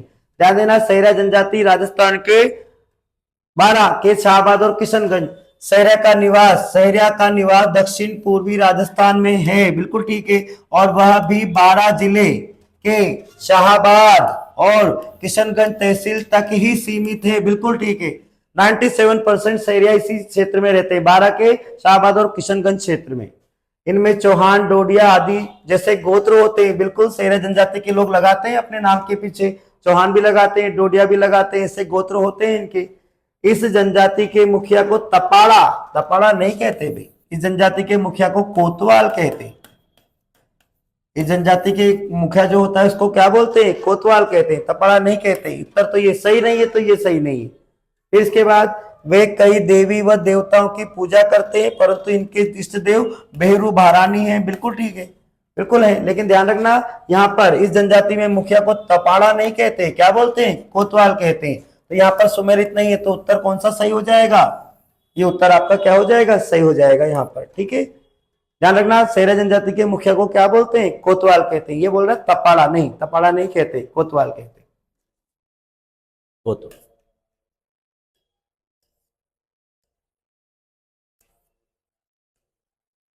प्रश्न नंबर 26। ग्रियर्सन ने बागड़, बागड़ का मतलब क्या लिखा है? डूंगरपुर, बांसवाड़ा, प्रतापगढ़ में बोली जाने वाली बोली को क्या कहा है? इनको कहा है Grierson, George Grierson, George Abraham Grierson. Linguistic survey of India, इनकी पुस्तक का क्या नाम है? Linguistic survey of India. Linguistic survey of India में आप लिखिएगा सबसे पहले जॉर्ज अब्राहम ग्रियर्सन ने, ग्रियर्सन की पुस्तक लिखी है मैंने, लिंग्विस्टिक सर्वे ऑफ इंडिया। तो जॉर्ज ग्रियर्सन जो थे उन्होंने लिंग्विस्टिक सर्वे ऑफ इंडिया में राजस्थानी बोली को सबसे पहले प्रकाश में लेकर आए। और इन्होंने जो बागड़ यानी कि डूंगरपुर बांसवाड़ा में बोली जाने वाली जो बोली है उसको भीली बोली कहा है। क्या कहा है इनको?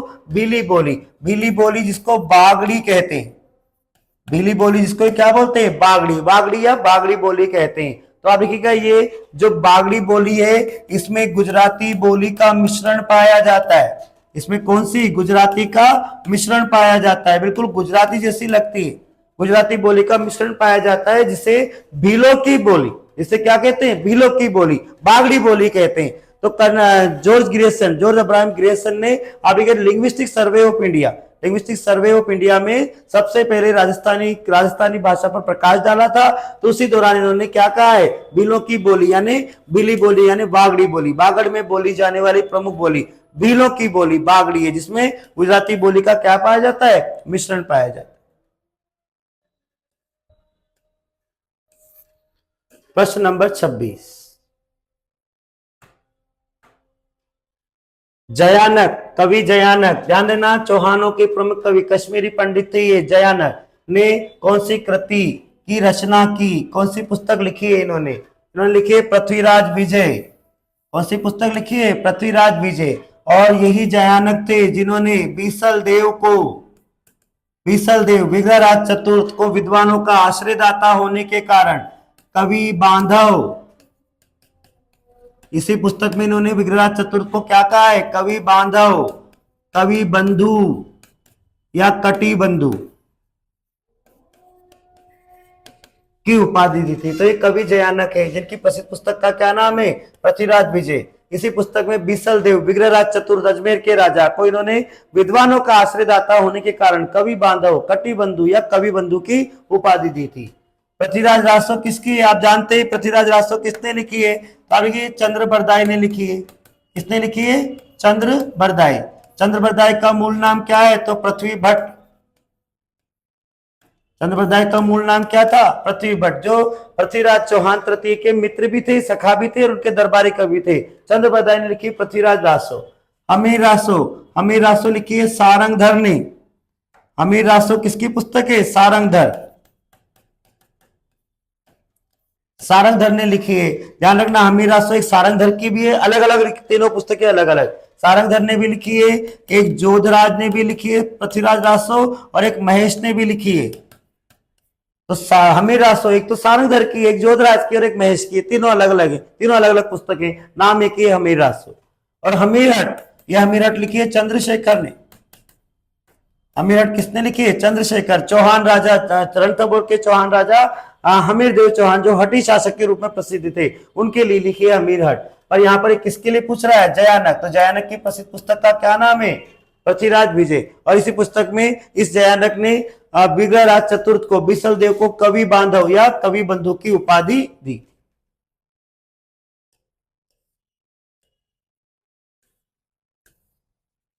प्रश्न नंबर 28, वंश भास्कर के रचयिता है सूर्यमल मिश्रण। वंश भास्कर नामक पुस्तक किसने लिखी है, सूर्यमल मिश्रण ने लिखी है। वंश भास्कर को अब ये अधूरा छोड़कर गए थे, अपूर्ण थी ये रचना, तो इसको पूरा किया था किसने, सूर्यमल मिश्रण के दत्तक पुत्र मुरारीदास। इसको पूर्ण करने वाले कौन थे, तो इसको पूर्ण किया था किसने, सूर्यमल मिश्रण के दत्तक पुत्र थे मुरारीदास, उन्होंने पूर्ण किया था। तो मुरारीदास के दत्तक पुत्र हुआ करते थे, इन्होंने क्या किया था, इस पुस्तक को पूरा किया था अधूरा। इस पुस्तक को ये सूर्यमल मिश्रण अधूरा छोड़कर गए, और इसको पूरा करने वाले कौन हो गए, तो इनके दत्तक पुत्र मुरारीदास। सूर्यमल मिश्रण की अन्य रचना है वीर सतसई। एक तो वंश भास्कर इनकी प्रमुख रचना, एक हो गई वीर सतसई, एक हो जाएगी राम रंजाट,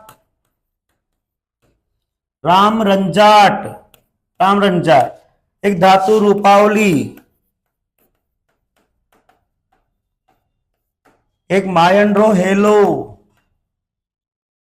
एक हो जाएगी इनकी पुस्तक मायंड्रो हेलो।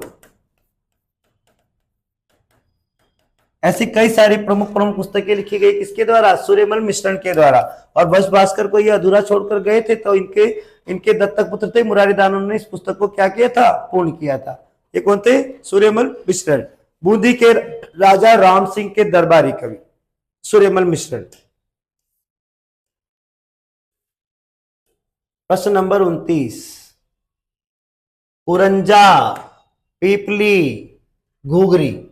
कुरंजा, पीपली और घुघरी क्या है, तो कुरंजा, पीपली और घुघरी क्या है भाई, यह है गीतों के नाम। केवड़ा, ये सब क्या है, केवड़ा, ये सब क्या है, गीत, राजस्थानी लोकगीत है। क्या ये सब राजस्थानी लोकगीत है। कुरंजा एक पक्षी का नाम है, कुरंजा कौन होता है? एक पक्षी होता है। तो पश्चिमी राजस्थान में आप एक विरहणी नायिका है जो जिनके पति परदेश गए, वो इसी कुरंजा पक्षी को संबोधित करते हुए अपने परदेश गए पति को संदेश भिजवाया करती थी।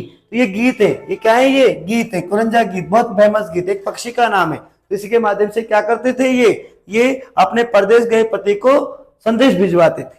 ये सारे गीतों के नाम है, ध्यान रखना। पीपली, घुघरी, केवड़ा, कुरंजा, ये सब किसके नाम है? राजस्थान के प्रमुख लोकगीत। प्रश्न नंबर 30, सुमेलित नहीं है, आपको देखना है कौन सा यहां पर सुमेलित नहीं है। थेवा कला प्रतापगढ़ है, बिल्कुल ठीक है। मीनाकारी जयपुर की प्रसिद्ध है।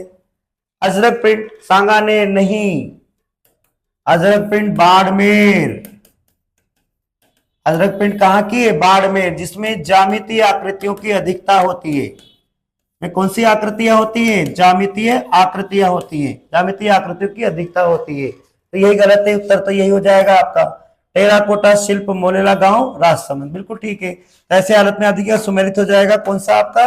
अजरक प्रिंट। कहाँ होना चाहिए इसको? बाड़मेर में होना चाहिए। कहाँ दे रखा है? सांगानेर, बिल्कुल गलत है, बाड़मेर में होना चाहिए, इसमें ज्यामितीय आकृतियों की अधिकता होती है। थेवा कला प्रतापगढ़, कांच पर, बेल्जियम के काले नीले पीले और सफेद कांच पर क्या करते हैं? सोने की मीनाकारी करते हैं। ये काम कहाँ होता है? प्रतापगढ़ में होता है। इसके प्रवर्तक कौन है? तो इसके प्रवर्तक है नाथूजी सोनी। इसके प्रवर्तक कौन माने जाते हैं? नाथूजी सोनी। नाथूजी सोनी इसके प्रवर्तक हैं। और ये कला संपूर्ण विश्व में एकमात्र इसी नाथूजी सोनी के राज सोनी परिवार के पास है, प्रतापगढ़ के राज सोनी परिवार के पास है। वर्तमान कलाकार पूछे तो गिरीश कुमार सोनी, वर्तमान कलाकार पूछे तो गिरीश कुमार सोनी। प्रवर्तक तो नाथूजी सोनी। सबसे प्रसिद्ध कलाकार है महेश सोनी। महेश सोनी 2015 में पद्मश्री मिला इनको इस कला के लिए। थेवा कला संपूर्ण संसार में एकमात्र इसी सोनी परिवार के पास है, प्रतापगढ़ के सोनी परिवार। मीनाकारी, मीनाकारी जयपुर की प्रसिद्ध है। ध्यान देना, मीनाकारी जो है क्या है? ये सोने चांदी के आभूषणों या कीमती वस्तुओं पर रंग चढ़ाने की कला को मीनाकारी कहते हैं, जो कहां की प्रसिद्ध है? जयपुर की। और जयपुर में भी अगर स्थान पूछे तो सीतापुरा जयपुर, सीतापुरा जयपुर में होता है मीनाकारी का सबसे अच्छा सर्वश्रेष्ठ कार्य। कुदरत सिंह, सरदार कुदरत सिंह इसके प्रमुख कलाकार। उसके बाद अजरक पिंड में बता रहा हूं, बाड़मेर की है। टेराकोटा शिल्प मोलेला गांव राजसमंद का है। अब ये मिट्टी से लोग देवी देवताओं की मूर्तियां और बर्तन बनाकर उनको धूप में सुखा लेते हैं, फिर कलर करके उनको आग में तपा लिया जाता है। ये टेराकोटा शिल्प है। और ये टेराकोटा शिल्प कहाँ की है? मोलेला गांव राजसमंद। मोहनलाल प्रजापत इसके मुख्य प्रमुख कलाकार है, मोहनलाल प्रजापत। प्रश्न नंबर 31, राजस्थान में पाई जाने वाली उस्ता कला क्या है? उस्ता कला क्या है? तो अब ये उस्ता कला जो है ये ऊंट की खाल पर, ऊंट की खाल पर सुनहरी जो चित्रकारी की जाती है, सोने की मीनाकारी, सुनहरी चित्रकारी की जाती है, इसे ही उस्ता कला कहते हैं। अब ये इस कला का मूल नाम है मुन्नवती कला। इस कला का मूल नाम तो क्या है? मुन्नवती कला। लेकिन इस कला को बीकानेर की उस्ता जाति के लोग करते हैं, इसलिए इसको उस्ता कला कहते हैं। इसलिए इसको क्या बोलते हैं? उस्ता कला कहते हैं। इस कला के जो सबसे प्रसिद्ध कलाकार है वो है हिसामुद्दीन उस्ता। इसके सबसे प्रसिद्ध कलाकार जो है वो कौन है? पद्मश्री हिसामुद्दीन उस्ता। पद्मश्री हिसामुद्दीन उस्ता इसके सबसे प्रसिद्ध कलाकार है, जिनको पद्मश्री मिला है। जिनको क्या मिला है सरकार की ओर से? पद्मश्री। स्वर्गीय हो गए आपके ये हिसामुद्दीन उस्ता, सबसे प्रसिद्ध कलाकार इसके हिसामुद्दीन उस्ता। और सरकार ने, आप देखिएगा, इस उस्ता कला को बढ़ावा देने के लिए, इसका विकास करने के लिए, इसको आगे बढ़ाने के लिए बीकानेर में उस्ता केमल हाइड सेंटर की स्थापना की। ये सारा कार्यक्रम कहाँ हो रहा है? बीकानेर। उस्ता कला क्या है? ऊंट की खाल पर, ऊंट के चमड़े पर सोने की सुनहरी यानी सुनहरी पेंटिंग करना, सोने की मीनाकारी करना, ही क्या कहलाता है? उस्ता कला कहलाता है। इसका मूल नाम है मुन्नवती कला, लेकिन इस कार्य को बीकानेर की उस्ता जाति के लोग करते हैं, इसलिए इसको उस्ता कला कहते हैं। सबसे प्रसिद्ध कलाकार पद्मश्री हिसामुद्दीन उस्ता, इनको मिला है पद्मश्री का पुरस्कार। प्रश्न नंबर 32, सुमेलित नहीं है, यहां पर सुमेलित नहीं है, सही सुमेलित नहीं है। देख लीजिए कौन सा, चंद्रभागा मेला बिल्कुल, झालरापाटन झालावाड़, कार्तिक पूर्णिमा बताया था आपको, गोगामेड़ी पशु मेला, नौहर हनुमानगढ़, हनुमानगढ़ में कौन सा स्थान है, नौहर। और ये चंद्रभागा मेला कहां पर रहा है, झालापाटन, झालावाड़ के झालरापाटन। इसके बाद शिवरात्रि पशु मेला, शिवरात्रि पशु मेला घुश्मेश्वर महादेव का मेला, शिवाड़, शिवाड़ फाल्गुन कृष्ण त्रयोदशी शिवरात्रि को भरता है। इसके बाद रामदेव पशु मेला, रामदेव पशु मेला नागौर नहीं है, रामदेव पशु मेला कहाँ है, रुणेचा जैसलमेर। कब भरता है, भाद्रपद शुक्ल द्वितीया से लेकर एकादशी तक। तो कौन सा सुमेलित नहीं है भाई, यही सुमेलित नहीं है। कौन सा नहीं है, रामदेव पशु मेला, नागौर में नहीं भरता, बाकी सब ठीक।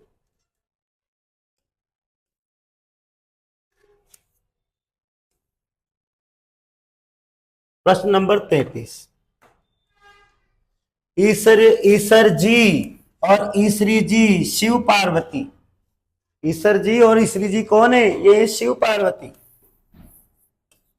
गणगौर, गणगौर की सवारी निकलती है तो उस समय पर आप देखते हैं बिना ईसर की गणगौर कहां बताई थी आपको, जैसलमेर में, चैत्र शुक्ल चतुर्थी को निकलती है। भगवान बिना शिव, भगवान शिव की माता पार्वती की यानी ईसरी जी की सवारी निकलती है केवल चैत्र शुक्ल चतुर्थी को, कहां पर, जैसलमेर। प्रश्न नंबर 34, कुदरत सिंह, कुदरत सिंह, अभी मैं बता रहा था सरदार कुदरत सिंह, कुदरत सिंह को राजस्थान की किस हस्तकला में योगदान के लिए पद्मश्री का पुरस्कार से अलंकृत किया गया। बहुत महत्वपूर्ण प्रश्न, ध्यान दीजिएगा। ये तो सरदार कुदरत सिंह है, सरदार कुदरत सिंह जो है अभी ये मीनाकारी के जादूगर हैं, इसके जादूगर है मीनाकारी। सरदार कुदरत सिंह जो है इनको मीनाकारी का जादूगर कहा जाता है। सरदार कुदरत सिंह को क्या कहा जाता है, मीनाकारी का जादूगर कहा जाता है। जयपुर के इसी कला के लिए इनको क्या मिला है, पद्मश्री का सम्मान मिला है। और आप देख लीजिए मीनाकारी के अन्य कलाकार, मीनाकारी के अन्य कलाकार कौन कौन है, आप इसको याद कर लीजिए बड़ी सरलता से। क्या है ट्रिक, कि श्याम हरि और किशन, श्याम हरि और किशन की शोभा अमर रहे, श्याम हरि और किशन की शोभा अमर रहे। सारा कार्यक्रम मीनाकारी का, ध्यान रखना सीतापुरा जयपुर में सबसे बड़ी मंडी इसकी।